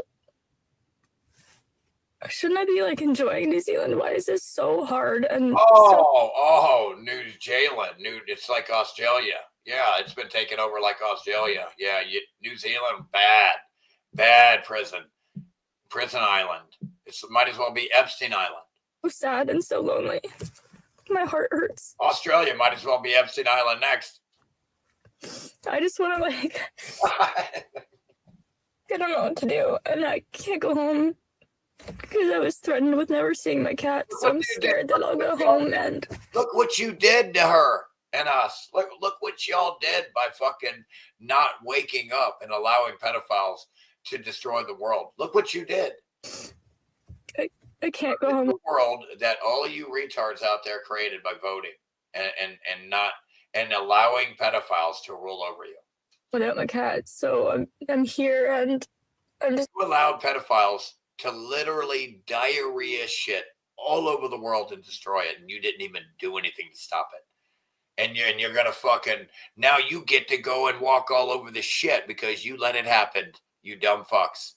Just in my car. You got to deal with the diarrhea shit world, a world that is nothing but everybody suffering. Good luck having fun. Good luck having fun and going outside for the day and nobody's smiling. Nobody's fucking smiling anywhere, ever. Not in this world. Nobody's happy in this world. Nobody's fucking happy in this fucking world. Good luck having fun. Go find someone happy. Good luck. There's a few delusional people out there that are naive. They're out there. There's a lot of rich people left. I don't know where to go. Where should I drive to? I'm currently on the very. That's the worst part. When I remember when I was homeless in a car, living in my fucking car, and in the beginning, the hardest part is the panic of I don't know where to go. I don't know where to go. I don't know anybody. I mean, when I was in college, I grew up in Florida, man. So when I was in Colorado and I ended up being homeless, I mean, I didn't have my friends, family. I didn't have nowhere to go. I didn't know where to go. I didn't even know where to go. So it wasn't easy, man. It wasn't easy. Pretty south now. But yeah. I'm just feeling really lost at the moment. There's no way y'all are paying that much for daycare. I posted a finance video the other day, and I have so many comments of people being like, this guy must not have kids because our daycare bill is $4,000 a month for 2 kids. To drop your kid off to slide on a slide a couple times and eat some stale Cheerios off of a table? Stale Cheerios? Man, if you let them eat that shit, bro, you asshole. $4,000 a month? I said, listen, for $4,000 a month, I'll ship my fucking kid to China. That thing's too expensive. Return to sender. $4,000 a month. When I come back, my kid better be running a 4.240. You know what? That makes me understand why my mom just left us the fuck sports nerd jock much home when we were kids. 8 hours a day, she'd go to work, man. We'd be playing make believe on the trampoline for 8 hours till she came back. Just don't turn on the stove. That was our only rule, man. We were cooking cookies on a damn space heater. We were feral. I will have to say is my parents, unfortunately, it was horrible. They got divorced when I'm like 10 years old. My parents got divorced, and then my mom got custody of me and my younger brother, and got alimony from my father, and so when she had to work too, I would go to school and come home every day alone. Every day. My whole life growing up, I got to be alone and hanging out at the house until my mom got home from work. And that's the way it was. It was common sense that nobody got hurt ever, hardly. No. Kids stayed at home alone and nobody ever got hurt. CPS, you can't do shit. I'm old. And we're all functioning adults now. My question is, are both parents making more than $4,000 a month to do this? Because like when I think about it, it's like if one parent's only bringing home $3,000 a month, why the fuck are you going to work? Stay home with the kids. Yeah, what the shit? Does that not make sense to y'all? Why would you? For no reason. And paying a stranger to watch your kid when you could at least be watching your own fucking kid, right? Work for a negative income when you could stay home and save probably a few $100s of the other person's income and also be able to teach more kids. I don't know. You know, maybe it's too logical. Maybe there's too much common sense. Well, it's just changed. Since I know the world really doesn't like change so fast. That today, but man, y'all leave your kids at fucking home, dude. $4,000 a month. Hey, so really hate making this video, but I feel like I don't have a choice anymore. I need help really bad. Like I'm drowning. It is bad. Completely drowning. I'm underwater right now is what it feels like. Not only does this place that I live at, they want money right now, otherwise we're gonna get kicked out. But my car's up for repo. My storage units are about to get taken away, which has sentimental stuff from my mother in there, and she's passed. my kids and stuff from them. There were babies in there. I don't know what to do. I've lost a lot of shit in storage because I didn't have money. I mean, it sucks. It sucks. Food stamps. I can get it really sucks. I mean, the shit I could have had. Food, but I can't get to the store. I have enough gas in my car to get to the gas station, and that was intentional. I left it. There's at least several times where I had lost everything in storage and had to start over again. Folks, that's my life. Just like that, so I could find the money to put in the gas tank. I'm losing everything at the moment. I'm going to be homeless with my kids soon, and I'm freaking out a little bit. You know, a major problem right now we're seeing in America is the amount of increase that people's mortgages are having year over year due to, I'm talking people who have fixed rate mortgages. I'm talking due to their insurance and property taxes increasing. When you think about that and you think about how insane that is, let's take insurance out of the picture here for a second. Let's just talk about taxes. The amount of taxes that we pay as American citizens is absolutely mind-blowing to me. Mind-blowing. Remember when they fucking started a war for a T-tax, supposedly, right? I mean, I wasn't there. I mean, I don't know if I'm buying that or not. But either way, that was the deal, right? And now it's like, just let me have 10% of my money back, just please. And nobody does anything. If our founding fathers saw what we were paying now, they'd be rolling in their grave. I mean, these are men that fought over tax on tea. I mean, we're taxed when we go to the grocery. Because they understood their freedom. They fought for their freedom. It's important to be your own free man, to be a freeman and not be rolled over. Grocery store. We're taxed when we get The population, the tax cattle has become so docile and domesticated that it doesn't have a chance to fight for its own freedom. Paid. We're taxed when we buy a car. We're taxed when we sell a car. We're taxed whenever we sell an investment. We're taxed if we give our family members over a certain amount of money. I mean, you have a group of pedophiles that sits together in a room figuring out ways to steal more money from us. That's all they do. They brainstorm constantly on how to find new ways to tax us, man. In California, they're trying the tax by the mile thing nonstop. In California, they're coming with new taxes left and right, and everybody's already leaving, and they're still trying to come up with new taxes. That's wild. And then you look at our government, right? You look at Congress people who, let's say they're making, I don't know, 150, 200,000. I don't know. Check this out. They're making off the top of my head. So you get these politicians, they're making way more than all of us, $150,000, $200,000 at least, right? But then all of a sudden they're millionaires. They come in with a net worth of like an average middle-class American, and then they 5 years later have a multi-million dollar net worth. And they didn't start a business or anything like that. And they didn't even start up. They weren't invested in the market and made their money that way.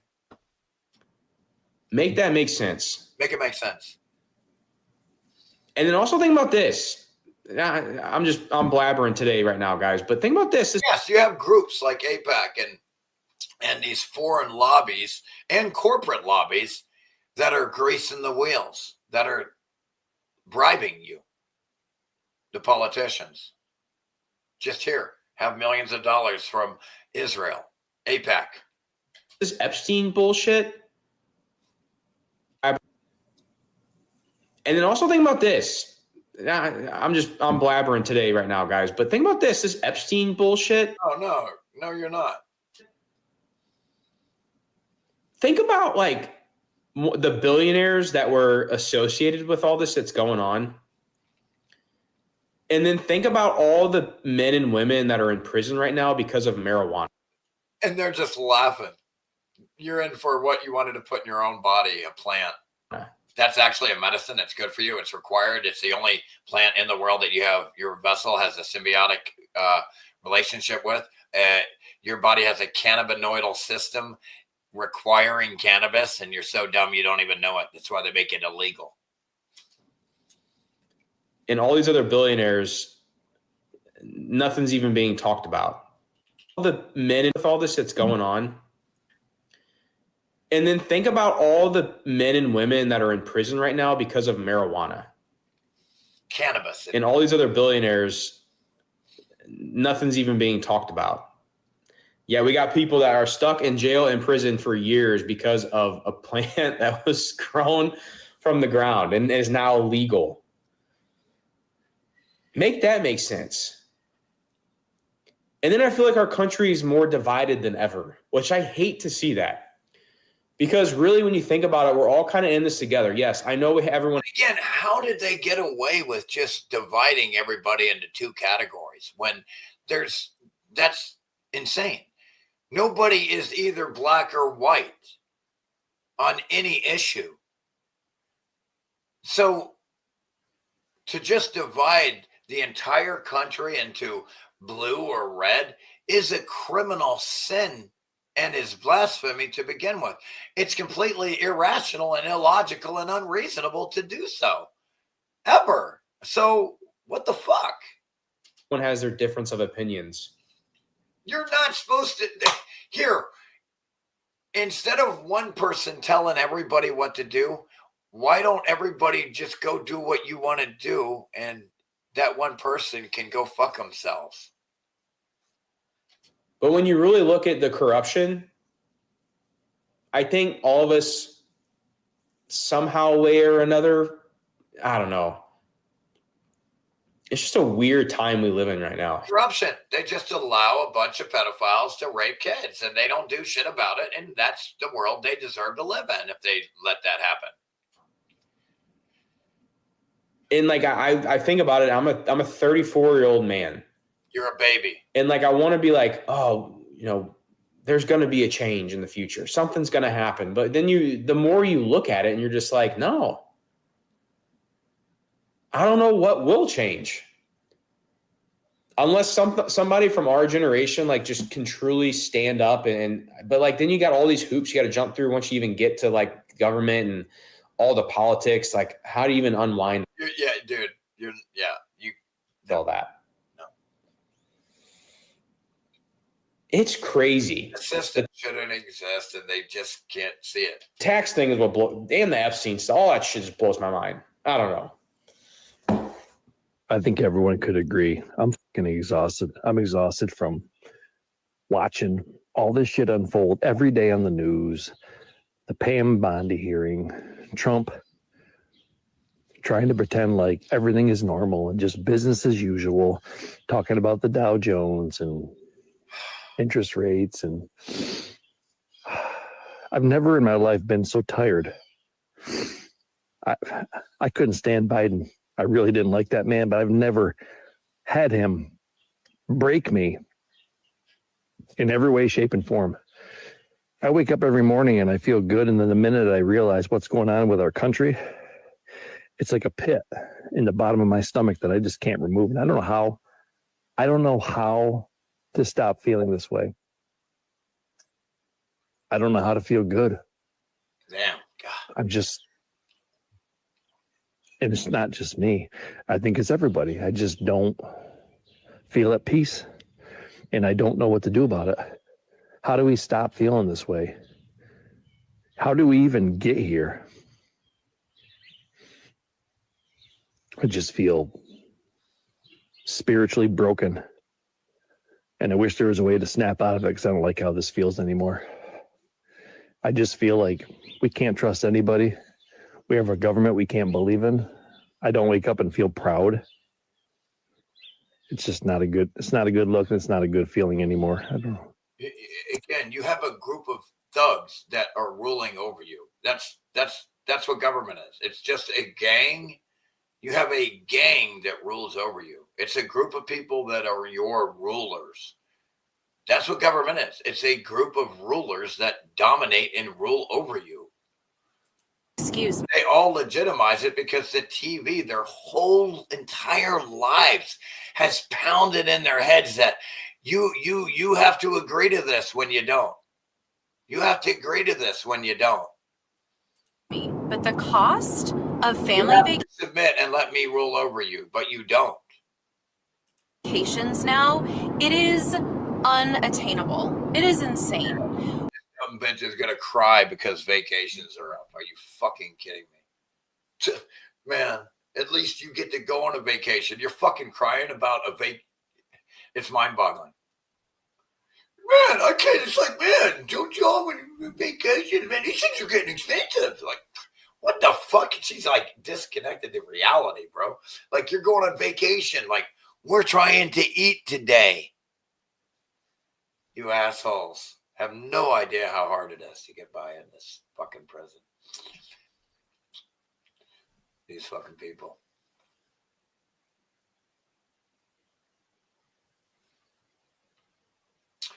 I'm 33. I'm terrified of my 34th birthday. Goddamn, I'm 22 years older than your fucking ass. When I was 22, I was doing all kinds of shit before you were even born, boy. God damn, bro, you wouldn't believe those. Dude, you wouldn't believe the shit I done by the time I was 22. Shit, I can just sit back and laugh at all the shit I did. And you weren't even born yet. God damn, dude. You weren't even born yet, dude. You wouldn't believe all the shit I did by 22. And you weren't even born yet, son. That's funny. It's funny, ain't it?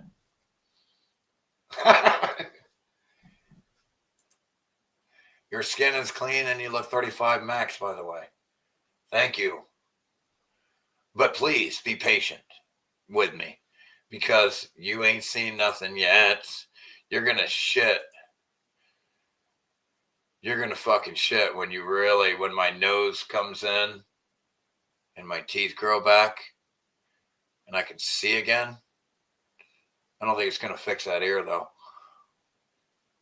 But you are going to shit, bro. You are going to shit. This chakra here is starting to open a little bit. See that? See the hole there? That'll open up more. Starting to unclog. But right here, right here's real bad.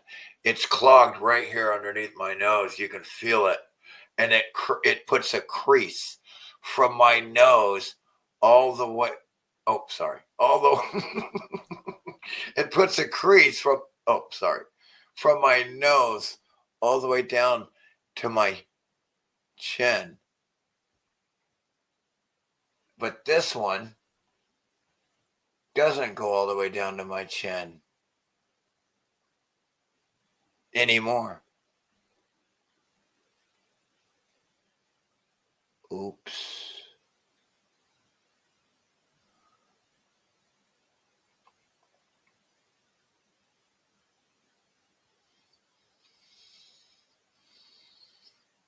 That one does. But not for long. Hang in there. And thank you, Tom.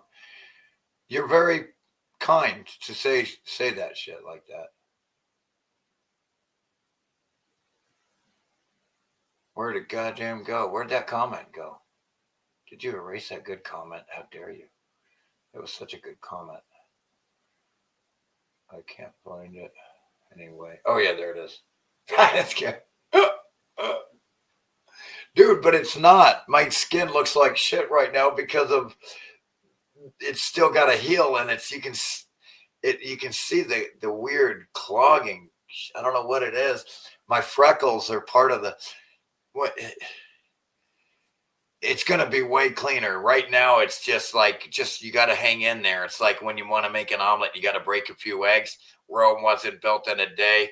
My skin's going to look way better. Yes, it's not as wrinkled, but the tone of it, the color and tone of my skin is going to be sick. It's going to be nice. It's going to be real nice. Hang in there. Be patient. I discovered the Fountain of Youth. No, I mean, I didn't discover it, but I followed the instructions and it worked. Somebody else discovered it. James from wingmakers.com discovered the Fountain of Youth. James Mahu from wingmakers.com, he discovered the Fountain of Youth. And he put the instructions hidden in the website. And if you can figure it out, you can follow them and be young again. But nobody's going to believe me until I actually start looking young again. But which I am, but it's so subtle that it's hard to see. It's going to really be a game changer eventually. Yes, you got to get me this shit so I can make some Rick Simpson. I want to be able to make my own Rick Simpson oil to eat because it's good for you. It'll. By the way, that will accelerate the de-aging process. By the way, the more Rick Simpson oil that you eat, the younger you get. That's another. How do you call it? A hack? What do you call it? A hack? That's another hack that you can do with your vessel is take Rick Simpson oil. That'll make you look young again too. That's a different hack than the hack I'm using. I'm using mental healing and electromagnetism and I'm working with current circulation speed. I'm working with the speed of my current. That's what I'm working with. I'm working to increase the speed of my current through the electromagnetic flow, which is no different than electricity flowing through a wire. Your vessel has these chakras, which are interconnecting points of a lot of electromagnetic field lines. It's where a lot of field lines converge together. It's called a chakra, right? And they're all in your vessel. And you increase the speed and current flow of your electromagnetic field. It starts flowing through the chakras faster and decrystallizing them and de-aging you. And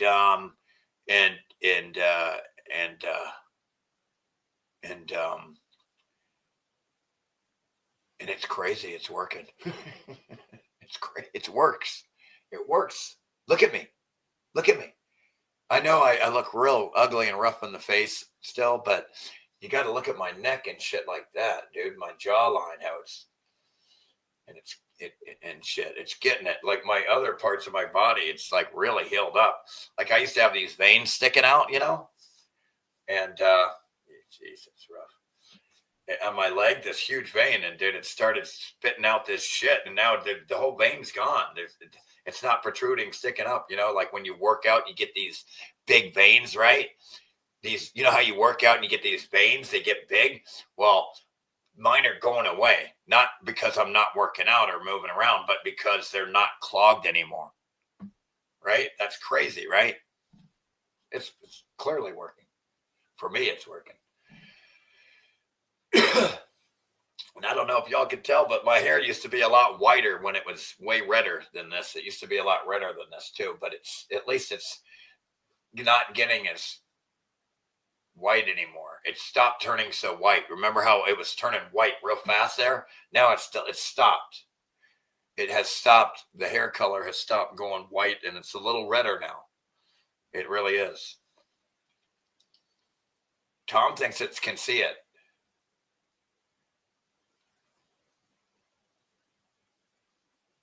Yeah, well, it's really starting to kick in now. Like I said, it's going to start being more evident faster and faster. It's going to start healing my face now, and it's going to be more obvious soon.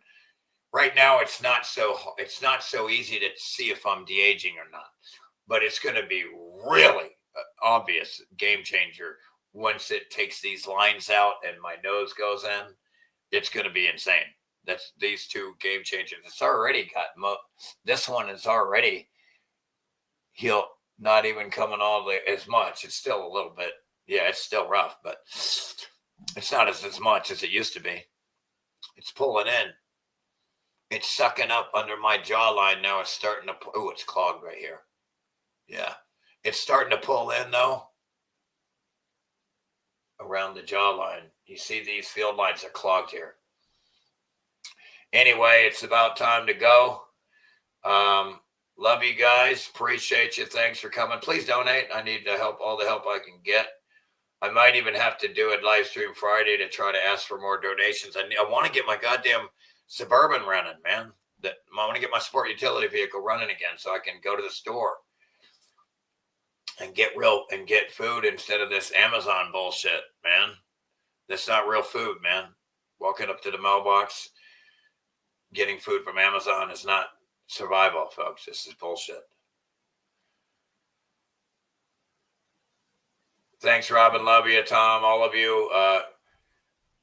Shout out to the Phoenix Side crew and chat. All of you. Appreciate you. Thank you. Talk to you soon.